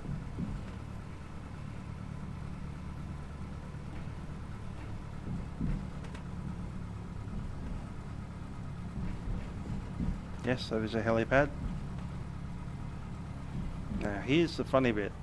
We have to come off the main taxiway, and this bit's always a little bit hard to see sometimes in the... It's actually much easier to see in the sim than it is in real world.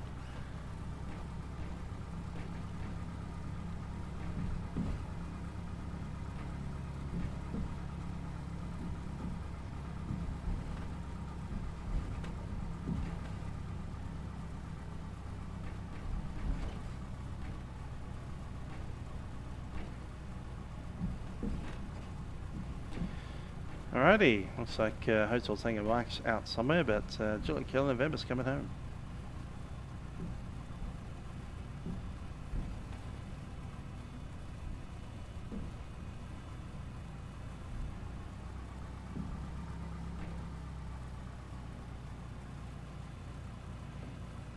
Park and brake.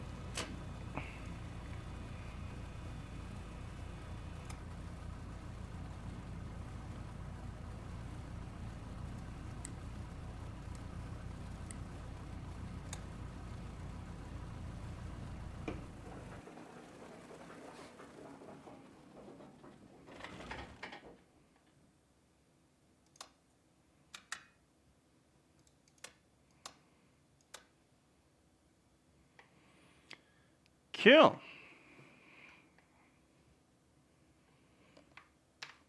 Helicopters on Vatsim. Well, at first I'd have to actually learn how to fly a helicopter properly, which I haven't done in a long time. I might practice for you, see what I can get. Maybe do an oil rig up in Western Australia or something. Alrighty, we're going to push the old aeroplane back into its little spot. Wrong direction.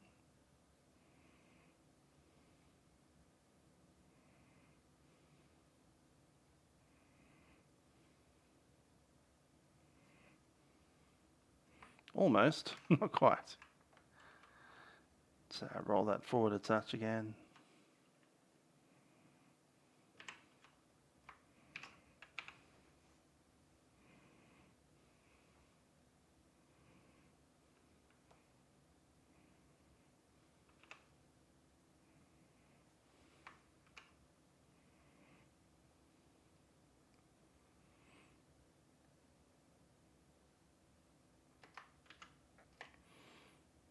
Get there. Let's jump out and do our stuff.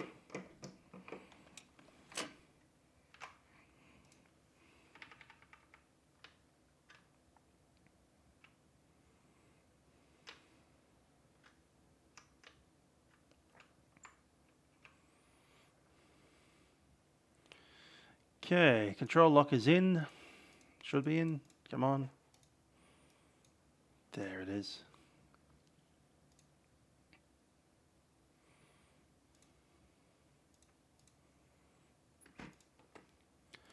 Cool, pilot cover is on. We have the tie downs in.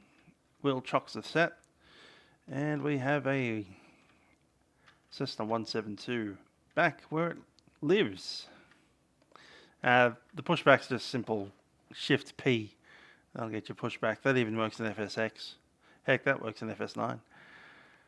So yeah, just press Shift and P and then the number 1 and 2 on the main alphanumeric keyboard to turn it left or right.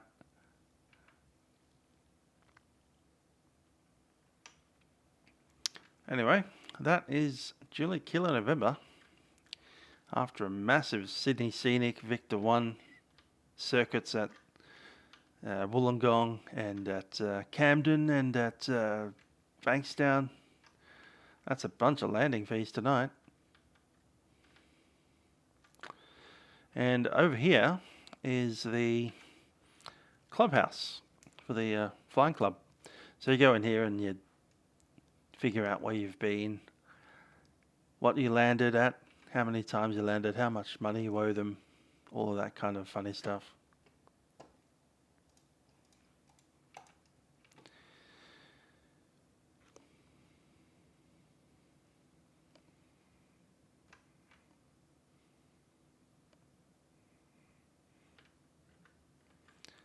So here we go. Now if this was the real world, my own car would be parked roughly where I'm standing now. Yes, that Coke machine is a Coke machine. And here we are, Richmond. Richmond Air Force Base at the Flying Club.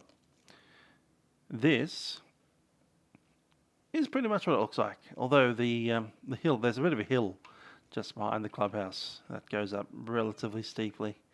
Certainly far more steep than it looks like here. But yeah, clubhouse itself looks about right. There is meant to be an outdoor toilet right about where I am here. Essentially an outdoor loo. That's where the toilet is. There is indeed a Coca-Cola machine right there, and yeah, doesn't look too bad. I think the clubhouse is a little larger than that. I think there's 2 windows across instead of 1. Certainly in this side. Not so sure about the other side. But yeah, inside there, get your FPOS machine out and swipe it. We've done how much of flying today? It's almost, what, 3.5 hours, 4 hours? I'm not from Richmond, but I've done quite a lot of flying with Arjun Murthy, who's flew with the Richmond Flying Club. He might still be an active member actually, but he had a full membership into the club, and they have a Cessna 172, which is that Juliet Kilo November. We also have a Piper Archer, which is Hotel Tango Mike. There's also an SR22 that I've never been in before, but there's also a bunch of gliders which look like that. So that is Richmond Flying Club. Not a bad little spot. It's missing the big tree. It's got the shadow of the tree, but it doesn't actually have a tree. It's interesting. Yeah, in the real world there's a massive tree right about there. It's way taller than the hangar. Anyway. I hope you have enjoyed what's that, coming up to 4-hour long video now. That's been Sydney Scenic in the Cessna. We'll probably leave the Cessna alone for quite a bit now, several months before we get back into it. For now we'll be in the Piper up to Brisbane, and then possibly the what's that thing, the Lancer Legacy after that. So I'm thinking about taking the Lancer Legacy up from Brisbane to Rockhampton. But that's 2 or 3 weeks away. So we've got about 2 weeks of Piper Cherokee now. Well, it's about 9:30 PM on a Monday. I've got work tomorrow. I need to be on a train at about 5:30 in the morning. So, with that in mind, I will bid you guys adieu. I do hope you've enjoyed a very strange Milk Run Monday. Next Milk Run Monday, we'll be back in an Airbus or something to find out in Melbourne. But there we go. I do hope you have enjoyed. I think I'll drive the Avatar around with my yoke for the moment and put him behind the Cessna, so you can see both the Cessna and the Flying Club building at the same time. There we are. Cool. Hope you enjoyed. I've been Musical Aviator, and I'll see you guys next time. Bye.